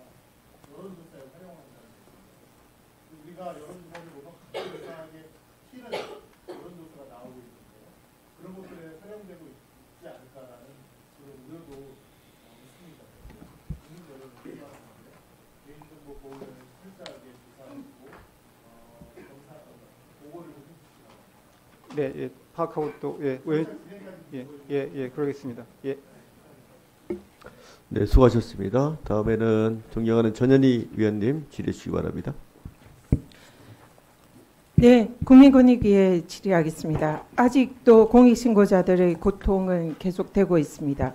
공익신고자 보호기관인 권익위가 공익신고자 탄압에 앞장서는 터무니없는 그런 사례에 대해서 지적을 하겠습니다. 유일인 방심위원장이 자신의 가족과 지인들에게 뉴스타파 기사 김만배 신형님 녹취록을 인용한 보도를 방심위에서 심의해달라 그런 민원을 넣도록 사주했다는 의혹이 권익위에 신고가 됐죠. 그리고 방심위는 이 해당 민원을 근거로 뉴스타파 보도를 인용한 방송사를 긴급심의에 올려서 지난 11월 KBS, MBC, JTBC 등의 과징금 부과 결정을 했습니다. 그래서 이게 셀프 민원 사주라는 그런 이제 의혹으로 많이 보도가 됐는데요. 이 내용이 권익위에서 신고를 심의를 해서 당시 정성윤 부위원장이 유일인 방심위원장에 대해서는 판단을 하지 않고 방심위에 다시 송부를 했고, 그리고 방심위 직원들이 이 민원인 정보를 누설한 것은 범죄 혐의가 있다. 그래서 서울경찰청에 이첩을 했습니다. 이게 지금 사건 개요인데요. 여기에 여러 가지 위법 사안이 있습니다. 그걸 좀 지적을 하려고 합니다. 첫 번째, 방심위 위원장을 신고를 했더니 그 사건을 권익위에서 이해충돌 소지에 대해서 판단을 하지 않고 바로 방심위로 다시 송부를 해서 유일이 및 셀프 면죄부를 발부하도록 그렇게 조치를 했습니다. 이 사안은 명백한 위법입니다. 사실상 감독기관에 보내야 되는데 감독기관이 분명하지 않다.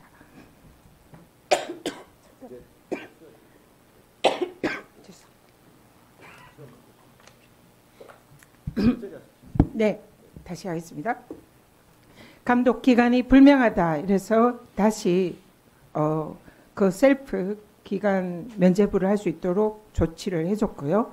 그러면 이 경우에는 적어도 이런 내각을 통할하는 총리실이라든지 아니면 임명권자인 대통령실 정도로 보내야 되는 게 맞았다. 이렇게 생각하고요. 그리고 이 부분에 대해서 이해충돌방지법에 대해서 판단하지 않은 것은 직무유기 소지가 있고 또 이걸 셀프로 이렇게 방심위로 보낸 이 자체는 직권남용 소지가 매우 많다. 이렇게 생각합니다. 그래서 위법한 송부였다. 방심위 셀프 송부는 위법했다. 이걸 지적하고요.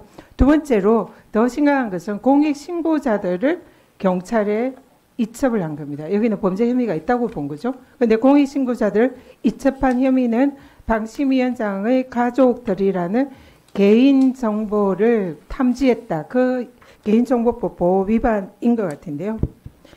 이것은 명백한 법 위반입니다. 첫 번째로 권익위는 이런 부패 공익신고자와 관련해서 공익신고자의 범죄 행위가 발견됐을 때는 형벌, 징계, 행정처분의 감경, 면제가 가능하게 되어 있습니다. 그래서 공익신고자를 보호를 해야 되는데 형의 감경, 면제를 하지 않고 이것을 수사기관에 보냈다. 이거는 공익신고자 보호법 위반입니다.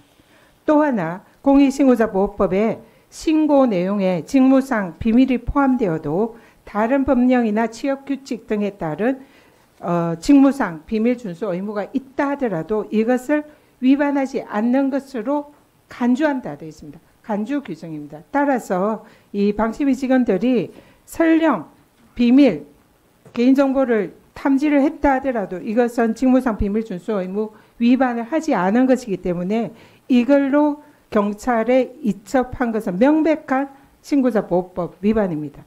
더 심각한 것은 권익위는 신고자 보호 기관입니다.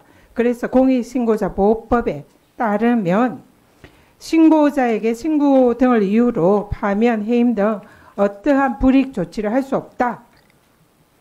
그렇게 돼 있어요. 그런데 권익위가 앞장서 가지고 신고자들에게 불이익 조치를 한 겁니다. 경찰에 보낸 건.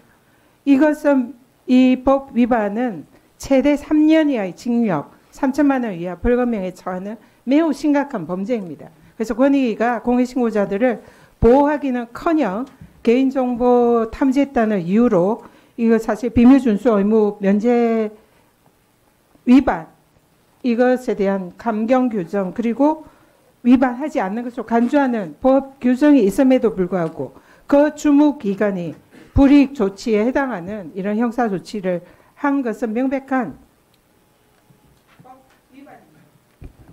마지막으로 과징금 조치, 이거는 원천 무효입니다. 이런 불법에 대한 방송사에 대한 과징금 부과 명백한 불법이고 이것은 원천 무효라 다시 원상 복구해야 됩니다. 그래서 지금 현재 전면 재조사를 촉구하고요.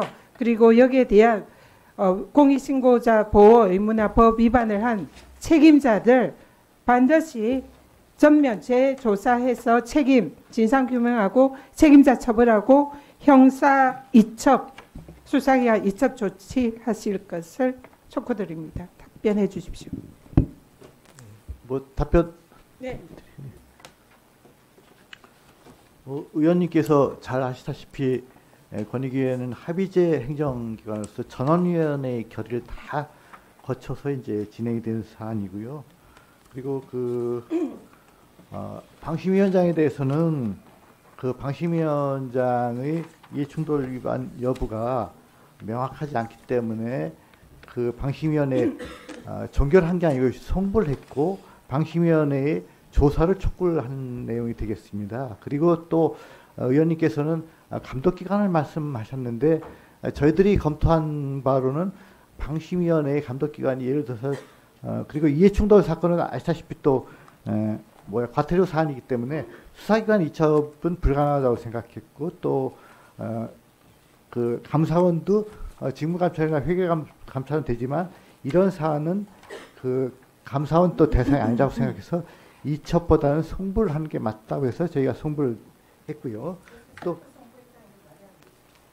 근데 다른 대안이 없다고 생각해서 전원위원회에서 다 토의를 거쳐서 결의가 되긴 된 겁니다. 예, 그리고 이제 또 공익신고자 관련해서 저희가 보호를 하지 않으려고 한 건 아니고 공익신고자라고 하는 방심위 직원들이 공익신고 아마 그 저희 위원회 신고 전에 사실관계는 아마 언론에 먼저 그것을 제보를 했던 것 같습니다. 그래서 그 부분에 대해서 저희가 그 개인정보법 위반이라든가 언론에 제공한 것은 별개로 저희가 판단해서 그래서 저희는 그래서 그 전원위원회에 다 토의를 거쳐서 결의를 해서 그렇게 처리했습니다. 나중에 네, 나중에 제출하고 또 검토를 좀 해보겠습니다. 예. 네, 수고하셨습니다. 다음에는 존경하는 김현정 위원님 질의해 주시기 바랍니다. 네, 국가보훈 장관님. 네. 본 의원이 지난 국정감사에서 이 작년도에 노벨 문학상을 수상한 한강 작가의 소년이 온다, 5.18과 관련된 내용을 담은 소년이 온다에 대해서 이것이 역사 왜곡이다라고 구구 세력이 주장한 것에 대해서 어떻게 생각하느냐고 질의한 거 기억나시죠?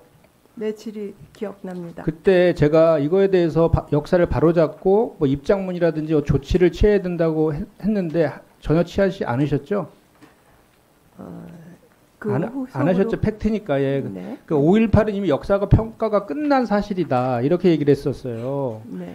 그래서 좀 전에 우리 그 존경하는 김용만 의원께서 김구 선생님 관련된 질의할 때도 국가의 국무위원입니다. 그리고 그것도 보훈부 장관이면 그 국적에 대해서 예안 이러고 바로 답을 못하는 것은 저는 보훈부 장관으로서 자격이 없다라고 생각합니다. 저는 이 부분에 대해서 지금 굉장히 화가 그건 납니다. 제가 평가하는 겁니다. 자, 장관이 계속해서 역사 왜곡을 하면 안 된다고 명확하게 이야기를 안 하고 대처를 안 하니까 자꾸 허위 사실이 유포되고 역사 왜곡이 벌어지는 거예요. 저 PT 한번 보세요. 제가 다시 한번 묻습니다. 이게 지금 지난 주말 광주에서 있었던 구구 집회에 벌어졌던 한 신문사 일명 기사예요. 혹시 보셨어요? 보셨어요? 못 봤습니다. 계엄군의 학살이 아직도 생생한 금남로에서 5.18을 폄훼하고 왜곡하는 신문 기사가 뿌려졌다는 사실에 많은 광주 시민들이 분노하고 있습니다. 저 신문 기사에 한번 적혀 있는 거 보세요. 5.18은 DJ 세력, 북이 주도한 내란, 유공자 상당수는 가짜라는 내용들이 적혀 있어요. 저 사실입니까 아닙니까? 이것도 바로 답 못합니까? 이 부분에 아니요. 어떻게 답을 할 시간을 지금 안 내 팩트에 주십니까? 대해서 사실이냐 지금 아니냐만 묻는 답을 거잖아요. 하고 시작하는 중입니다. 지금 5.18 예, 아니로만 답하세요. 5.18 그동안 계속 유공자법에 장관님이 의하면 대답하는 태도가 자꾸 애둘러서 무슨 말 하는지 모르게 대답을 해왔기 때문에 본 의원들이 이렇게 지금 하는 거 아닙니까? 정확하게 이게 답합니다. 사실입니까 아닙니까만 얘기하세요. 5.18 유공자법에 의해서 이것은 정리가 끝난 사실입니다. 그렇죠. 그러면은 이 특별법에 의하면은 5.18 특별법에 의하면 어떻게 되어 있습니까? 5.18에 대해서 허위의 사실을 유포한 자는 5년 이하의 징역 또는 5천만 원의 벌금에 처한다고 되어 있어요. 맞죠? 법률에 의해서 모든 것은 정리될 그렇죠. 거라고 그러니까 생각합니다. 맞잖아요. 그러면은 이런 명백한 허위 사실을 유포한 자들에 대해서는 소관 부처인 국가보훈부가 고발 조치도 하고 역사교육을 중단하라는 입장문 등의 조치를 해야 된다고 저는 계속해서 얘기하고 있는데 이거 하실 거예요, 안 하실 거예요? 이 부분에 대해서도 지금 말씀하시니까 저희 오후에 답변 드리도록 네, 하겠습니다. 알겠습니다. 그 조치하고 대처 방안 좀 알려주시고요. 그 다음에 그 공정위원장님, 네. 정강훈 알뜰폰 들어보셨죠? 예. 예, 정강훈 맞습니다. 알뜰폰은 사랑제일교회 관련 법인인 그 더 P&L이 23년 4월부터 퍼스트 모바일이라는 이름으로 알뜰폰 사업을 이제 시작했는데 등기상 대표는 이제 김성룡 씨로 되어 있습니다. 그런데 실질적으로는 정강훈 목사의 딸이 지분 절반 이상을 보유하고 있는 것으로 알려져 있습니다. 알고 계시죠? 이 퍼스트 모바일은 그 KT 그 망을 이용해서 알뜰폰 사업을 전개하는 그 단순 재판매 사업자입니다. 그런데 KT 자회사 요금제에 비해서 무려 30에서 64%가 비쌉니다. 요금이. 그리고 타 독립업계에 비해서 10에서 22% 이게 비싼 수준이라고 합니다. 그런데 아시겠지만 정부가 전기통신사업법을 통해서 그 알뜰폰 사업의 취지가 저렴한 도매가를 보장해서 안정적으로 사업을 지원하는 것이 그리고 통신비 절약이 그 목표였지 않습니까? 알뜰폰의 목표인데도 불구하고 정강훈 소위 정강훈 알뜰폰은 종교적 정치적 기부 등을 앞세워서 비싼 요금제로 부적절하게 수익을 지금 편취하고 있는 것이다 라는 의혹이 있습니다. 문제는 이 알뜰폰 또 판매 과정에서 가족회사에 대한 일감 몰아주기, 시장 질서 훼손 불공정 거래 행위, 상품 판매 수익금을 통한 연금 지급 약속, 저렴한 핸드폰 요금제라고 홍보는 그렇게 하고 있지만 사실상은 더 비싼 요금제로 판매하는 것. 이것은 공정거래법 45조 불공정 거래행위 금지, 그리고 허위가장 광고, 불공정 약관 위반 소지가 대단히 다분해 보입니다. 그리고 그 퍼스트 모바일은 그 자사의 그 비싼 요금제를 적용하는 이유가 청년 사업당을 통한 찾아가는 서비스를 제공하기 때문이다. 그래서 찾아가서 뭐 핸드폰 개통이라든지 조작법을 안내하고 있기 때문이다. 라고 설명하고 있는데 이것도 방문 판매법 위반의 소지가 대단히 있습니다. 그래서 저는 공정위에서 이거에 대해서 즉각적인 조사에 착수해야 된다고 생각하는데 어떠세요? 예, 의원님 말씀하신 그 행위가 공정거래법 또는 뭐 약관법, 표시광고법도 위반 부분이 있는지 검토해 보겠습니다. 네. 그럼 3분 더 드리세요. 예, 그 국무총리 비서실장님, 지난 1월 19일 날 윤석열 대통령 지지자들, 극우 이제 지지자들이 서부지방법원 습격한 사태 발생했습니다. 그거 아시죠? 예, 알고 있습니다. 네. 사건 당시에 그 폭도들은 새 파이프를 들고 윤석열 전 대통령에게 구속영장을 발부한 차은경 부장 판사를 찾아서 차은경 나와라, 차은경을 죽이자라는 구호를 외치면서 법원 내부를 헤집고 다녔습니다. 이거 테러 맞죠? 그 부분에 제가 지금 말씀드리면 적절치 않은 것 같습니다. 아마. 아니 지금 최종적으로 그 테러 방지법에 되어 있는 규정에 보면 지금 그 사법부의 기능을 마비시키는 그 폭동이고 그 국가기관에 대한 명백한 위해 행위인데 이게 테러가 아니면 무엇입니까? 그리고 지금 잠깐만요. 문제는 이제 이런 법원 이게 테러 이후에도 계속해서 뭐 언론을 통해서 보고 계시지만 헌법 재판관들과 유력 정치인에 대한 테러를 예고하고 또 헌법재판소 습격하겠다라는 그 극우 세력들이 지금 준동하고 있는 것도 사실이거든요. 그래서 이제 저는 국가 테러 대책위가 지금 있지 않습니까? 근데 그 국가 대테러의 컨트롤 타워를 역할하는 그 기관인데 이 테러 방지법에 따라서 국무총리가 국가 테러 대책위 위원장을 맡고 있잖아요. 그렇죠? 예. 예. 그래서 저는 이 비상계엄 이후에 이런 그 테러 대책위가 혹시 열린 적은 있나요? 죄송합니다. 그 부분은 저희 소관이 아니라 아마 국무조정실장님께서 국무조정실의 소관. 제 소관입니다. 그렇습니까? 예. 그러면은 그 본 의원이 지금 지적하고 싶은 것은 뭐냐면 지금 대단히 지금 국가의 거의 뭐 기강 자체가 좀 무너지고 있고 아주 극단적인 그 세력들에 의해서 정말 국가의 그 기본적인 기능 자체가 지금 마비되는 지경까지 와 있는 이런 상황에 대해서 이걸 심각하게 좀 보고 대처해야 된다고 생각하거든요. 그래서 저는 총리실에서 이게 테러 대책이 이걸 좀 초집해서 적극적으로 대응해야 되고 또 최상무 권한대행에도 건의해야 된다고 생각하는데 어떠십니까? 예, 우선 뭐 테러 여부와 관계없이 지금 현재 경찰에서 헌법재판소와 같은 주요 기관들에 대해서는 기동대를 24시간 배치를 해서 지금 그 상황을 관리를 하고 있습니다. 그래서 앞으로 이런 불행한 일이 다시는 생기지 않도록 저희가 노력을 하겠고요. 그 테러냐 아니냐고 여쭤보신 거는 뭐 잘 아시는 것처럼 지금 테러법이라든가 관련되는 매뉴얼에서 그거는 국가정보원에서 결정을 하게 돼 있습니다. 그래서 국가정보원과도 저희가 같이 논의를 해보도록 그렇게 하겠습니다. 그렇게 하세요. 여기 그 테러방지법에 테러의 정의에 보면 국가나 지자체의 권한 행사를 방해하거나 의무 없는 일을 하게 할 목적, 그러니까 국가의 그 기관과 관련된 것들에 대한 기능 저하는 테러에 해당될 수 있거든요. 그러면 그거에 대해서 그 저기 컨트롤 타워 역할을 총리실에서 하고 있으니까 말씀하신 것처럼 뭐 국정원이라든지 등등 협의해 갖고 이거에 대해 적극적으로 대처해 달라는 그런 의미입니다. 예, 논의하겠습니다. 네, 수고하셨습니다. 자, 이어서 존경하는 강명구 의원님 질의해 주십시오. 예, 구미시열 출신 강명구 의원입니다. 우리 한기정 위원장님께 질의할게요. 네.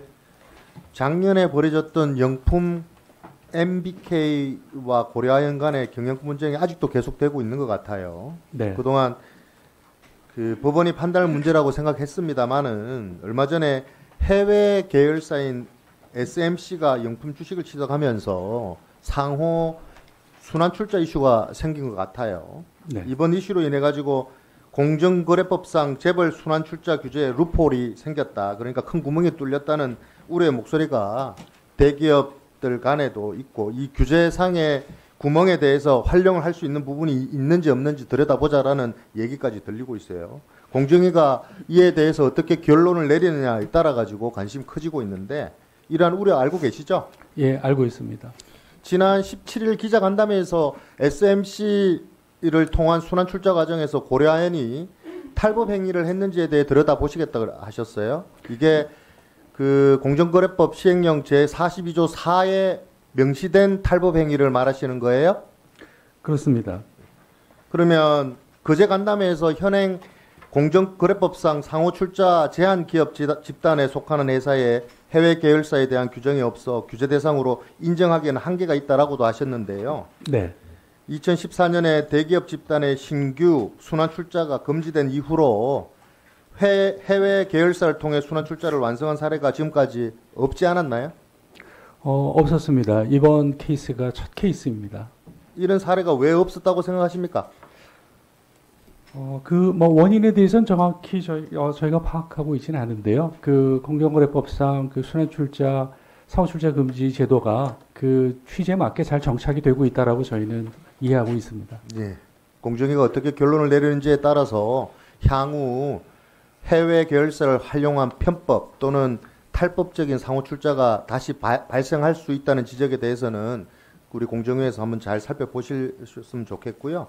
예, 뭐 경영권 예. 경영권 분쟁은 두 기업 알아서 해결해야 될 일이지만 분쟁 과정에서 생긴 규제상의 큰 구멍 생겼다든가 또 대기업 규제의 근간이 흔들린다든가 이런 이야기들이 나오는 거는 공정위 입장에서도 바람직하지 않는 것 같습니다. 위원장님께서 한번 면밀히 조사하고 신중하게 판단해 주시길 부탁드리겠습니다.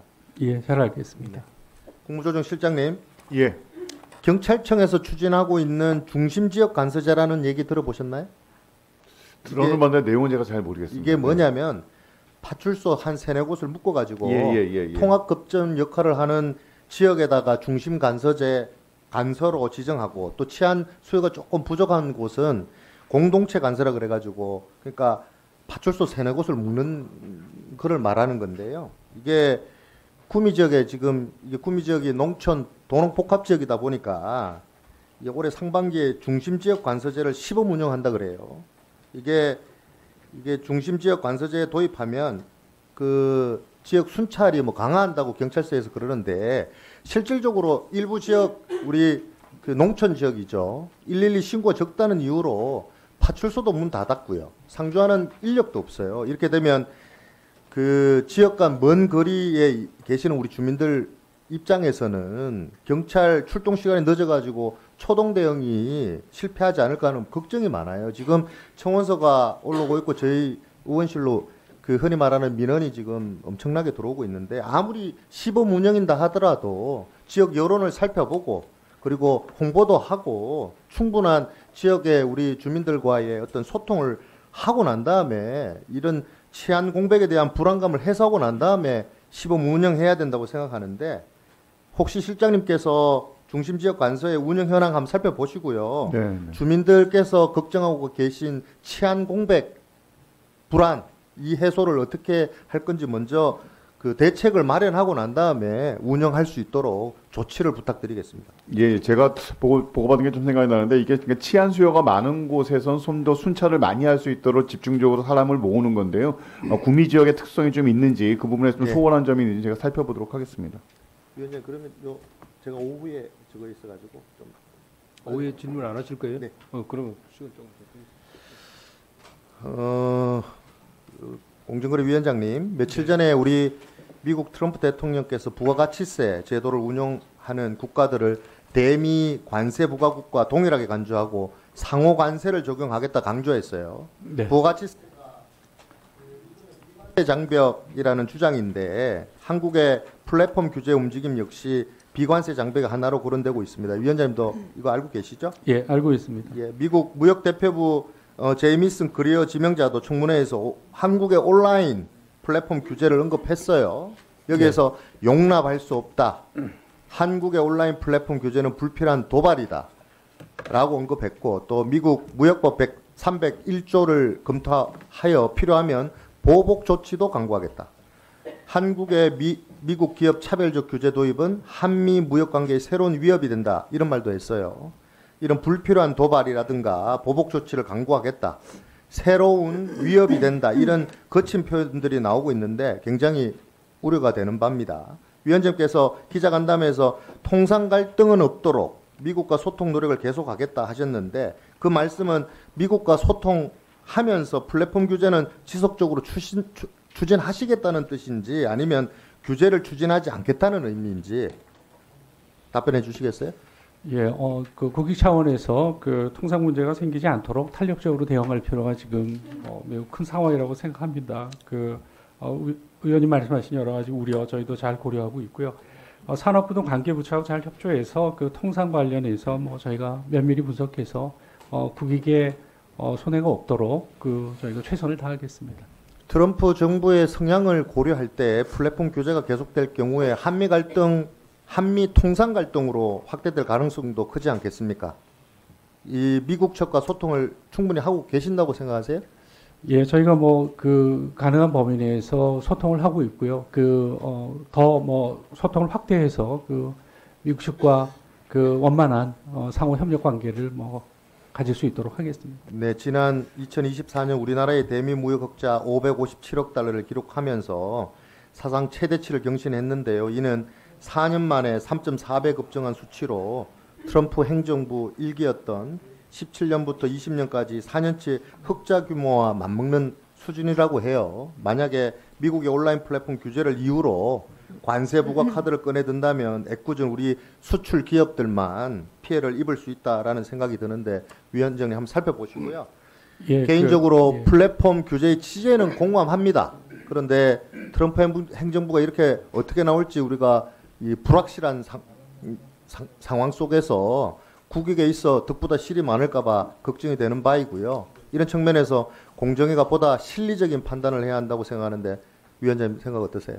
예, 말씀하신 국익 차원에서 해야 한다는 점에 대해서 전적으로 공감합니다. 그래서 그런 차원에서 이 문제 잘 처리하도록 하겠습니다. 네, 수고하셨습니다. 자, 이어서 존경하는 김남근 의원님 질의해 주십시오. 서울 성북을의 김남근 의원입니다. 공정거래 위원장님께 한 말씀 드려보도록 하겠습니다. 네. 자, 넘겨보시죠. 우리 앞에 강명구 의원이 좀 말씀을 해주셨는데 이 플랫폼 독과점 규제법에 대해서 이제 미국에서 통상 이슈를 제기한다 이런 내용들이 언론에 나와 있고 공정거래위원장님도 잠깐 그런 말씀을 하셨던 것 같아요. 네. 문제가 됐다라는 부분들을 저희가 한번 입수를 해가지고 정확히 좀 파악을 해보니까 거기에 보면 이렇게 돼 있어요. 그 앞에 they can't discriminate against us. 그러니까 우리를 이유나 이런 데가 차별을 한다면 그런 부분에 대해서는 허용하지 않겠다. 이렇게 지금 답변한 거거든요. 보통 이건 이제 일반적인 얘기잖아요. 그죠? 네. 플랫폼 독과점 규제를 하는데 미국에 있는 기업들을 EU에 있는 그런 다른 기업과 차별해서 규제한다면 이제 이건 가만히 있지 않겠다. 이런 얘기지. 그죠? 그러니까 어떤 차별을 하면 가만히 있지 않겠다는 얘기지. 일반적으로 독과점 플랫폼에 대해서 문제가 있고 독과점 플랫폼 규제 입법을 만들면 통상 이슈를 삼겠다 이런 내용은 아니었던 거죠. 예, 지금 뭐 표현은 뭐 의원님 말씀하신 그런 취지로 보입니다. 네, 그 다음 문제 보시면은 독과점 플랫폼 입법들은 좀 전 세계적으로 보편성을 좀 띠고 있죠. 우리가 지금 논의하고 있는 지금 정부가 공정거래법 개정안으로 낸 그 내용들이 EU 같은 경우는 디지털 시장 경쟁 촉진법 해가지고 2023년에 시행을 했고 독일, 영국, 일본 다 이런 법들을 지금 시행하고 있는 거죠. 네. 내용도 거의 비슷하죠. 시장 지배적 플랫폼들을 사전에 그런 정량적 기준으로 지정을 해놓고 자사우대 끼어 팔기, 최대우, 멀티호밍 이런 거 하면은 이제 사전에 하지 못하도록 규제하고 그걸 위반하게 되면 이제 시장 경쟁 침해한 거로 추정을 해가지고 이제 하도록 하는 이제 그런 체계에서 우리 공정거래법하고 비슷한 내용으로 돼 있는 거죠. 네. 어떻게 보면 이제 플랫폼 독과점 규제에 대해서는 좀 전 세계적으로 좀 보편적인 형태의 규제를 하고 있다 이렇게 봐야 되겠죠. 예, 뭐 모든 국가가 그러고 있는 건 아닌데요. 주요 말씀하신 국가들이 그런 국가들에서 지금 뭐 예, 유럽, 규제를 독일, 하고 뭐 있습니다. 이유는 이제 독일, 프랑스 뭐 다 포함하는 거고. 네. 그다음에 일본도 그렇게 하고 있고, 뭐 호주도 그렇게 하고 있고, 영국도 하고 있고, 그렇게 하고 있잖아요. 주요 국가들이. 네. 그런 점에서 보게 되면 뭐 이거는 뭐 특별히 한국만 하고 있는 것들도 아니고, 한국만 특별히 무슨 미국의 빅테크들을 규제하겠다 이런 건 아니잖아요, 그죠? 그러니까 이게 무슨 한국만의 통상 이슈가 될 이런 사안은 아닌 것이죠. 예, 저희가 뭐 특정 국가를 차별해서 그 법 적용을 해야겠다는 계획을 갖고 있는 것은 아닙니다. 자, 그래서 이제 그 다음 이제 보시면은 그 미국도 보게 되게 되면은 지금 법무부 장관이 게일 슬레이터인데 이 사람은 옛날부터 빅테크에 대한 좀 독과점 규제가 필요하다 이런 얘기들을 해왔던 사람이죠. 예, 그렇게 알고 있습니다. 트럼프 대통령도 이제 발언 중에 빅테크는 가장 혁신적인 분야에서 경쟁을 억압했다 이런 표현도 썼고 그래서 이제 이런 독과점 남용에 대해서는 법무부의 게일 장관이 지휘 아래 계속 될 거다 이런 표현도 썼어요. 그러니까 트럼프 장관도 빅테크의 독과점 규제에 대해서는 어느 정도 규제가 필요하다 이런 얘기들을 여러 차례 언급한 바 있죠. 네. 예. 퀄컴 같은 회사도 미국의 대표적인 다국적 기업인데 그런 이제 그 구글이나 애플 같은 경우에 그런 스마트폰이라든가 뭐 가상현실 기기라든가 이런 데 들어가는 소프트웨어들을 그 독점적으로 하게 되게 되면 이제 퀄컴 같은 회사들이 그런 기기 운영 체제에 대한 반도체 칩 같은 걸 만들기가 어려우니까 플랫폼이 그런 식의 독과점에 대해서는 규제를 해줘야 된다. 그래서 규제에 찬성하는 의견들을 여러 차례 표명해 왔었죠. 이후에 그런 의견서도 보냈다고 알고 있어요. 그런 사실은 알고 있죠? 네네. 자, 그 다음에 보게 되면은 이렇게 하다 보니까는 이제 독과점 규제법이 시행이 되니까 구글이나 애플 같은 경우는 스스로 이제 그 독과점을 완화하는 조치들을 하고 있죠. 그래서 그 앱마켓에서도 수수료 인하하고 다른 결제 수단 같은 거 연결하고 이런 조치들 취하고 있죠. 그 원스토어한테 물어보니까 원스토어가 유럽하고 일본에도 진출하게 됐다 그러더라고요. 이 구글, 애플들이 그 독과점을 갖다 완화하니까 그 원스토어 같은 이제 우리 토종 앱마켓도 해외 진출할 수 있는 기회도 생기고 그런 사실은 알고 있죠. 네네. 그 다음에 뭐 다양한 그런 애플라이저도 생겼어요. 다음 보시면은 페이스북 같은 경우에 있어서도 그 운영 체계, 그 가상현실 기기에 있어서 운영 체계를 만들 때 구글이나 애플 이런 데하고 상호 호환이 가능하도록 이렇게 만들었죠. 독과점 피하기 위해서 규제를. 네. 그러니까 전 세계적으로 보게 되면 이런 독과점 규제법의 어떤 효용이 좀 드러나고 있는 거잖아요. 그런 여러 기기들의 호환성도 높아지고 있고 이런 독과점 남용 행위들이 줄어들고 있어요. 네. 그리고 다음 맨 끝에 장을 보시면은 그래서 이제 우리도 지금 계속 주저하고 또 요즘에 뭐 그 일부 언론에서 뭐 통상 이슈 나온다 그러니까 자꾸 주저 하는데 이미 다른 나라에서는 독과점 규제법을 시행을 해가지고 많은 효과들을 보고 있잖아요. 우리 같은 경우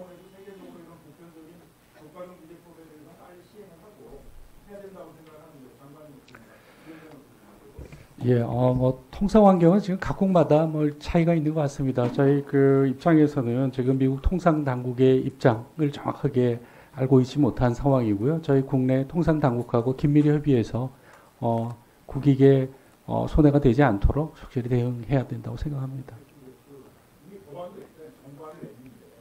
정보안을 내지는 않았습니다. 예.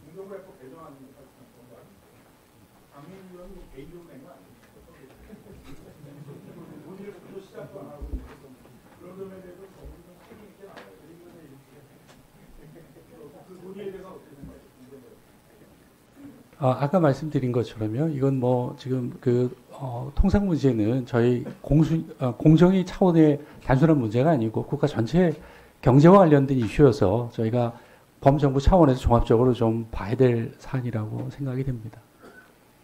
자, 수고하셨습니다.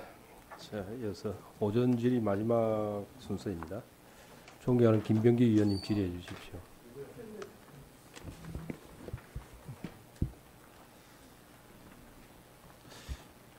고민 좀 하다가 질의를 하겠습니다. 국가보훈부 장관님. 네. 저는 저 국가정보원 출신입니다. 아, 그러세요. 요즘 그 회자되고 있는 블랙요원 출신 홍장원 1차장을 선발한 당사자이기도 합니다. 네. 블랙요원들이 활동하다 보면 현지에서 비익성 또는 비노출 간접 활동을 위해서 그 현지 국가의 국적을 취득하기도 합니다. 불행하게도 많은 분들이 제 동료들이 순직을 했습니다. 당연히 외교 문제가 생기기 때문에 국가에서는 그 사람들의 존재를 부인합니다.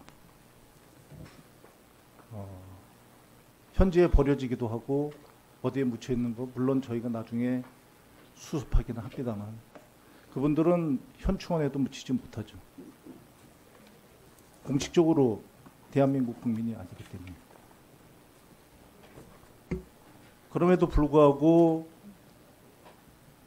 원망하는 것을 그렇게 듣지 못했습니다. 살아 돌아온 그 블랙요원들과 접촉해서 얘기하다 보면 이런 얘기를 공통적으로 합니다. 정말 자기가 어렸을 때 뛰어놀던 그것도 다시 보고 싶었다. 사랑하는 가족들과 조용하게 남은 생을 살고 싶었다. 실질적으로 그렇게 삽니다. 국가가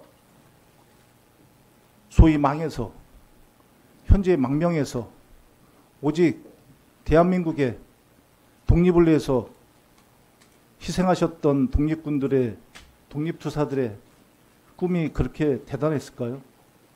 저는 블랙요원들과 다르지 않았다고 생각합니다. 소박했을 겁니다. 독립된 산하에서 정말 가족들과 조용히 살고 싶었을 것입니다. 그분들이 정말 국적이 없어서 대한민국이란 국적을 취득하지 못해서 중국 국적을 취득했다 칩시다. 그분의 국적이 중국 국적이라는 게 과연 맞을까요? 전 장관님뿐만 아니라 장관님께서 어쨌든 국적이 김구 선생님의 국적이 대한민국이라고 말씀하시는데 전 믿어 의심치 않습니다. 당연합니다. 하지만 네, 많은 일부의 분들이 중국 국적인 것처럼 말씀하시고 있는 것도 사실 아니겠습니까? 그렇다고 한다면 저는 보훈부 장관님께서 나서서 이런 걸 바로 잡아줘야 된다고 생각합니다. 우리나라는 아마 지금의 평화 시기를 갖다가 그 어느 때보다도 오래 저희가 영위하고 있지만 언젠가는 국가가 굉장히 누란의 위기에 처해지는 시기가 올 수도 있을 것입니다. 그런 시기가 됐을 때 우리 모든 대한민국 국민이 일치단결해서 극복하고자 한다면 적어도 국가를 위해서 희생하고 국가를 위해서 헌신한 분들에 대해서 저희가 예우를 다하지 못할 망정 정말 조롱에 가까운 그 사람들이 그렇게 원했던 정말 소박한 꿈 자기의 국적을 갖다가 회복하고 싶었던 그 소박한 꿈을 저는 밟아서는 안 된다고 생각을 합니다.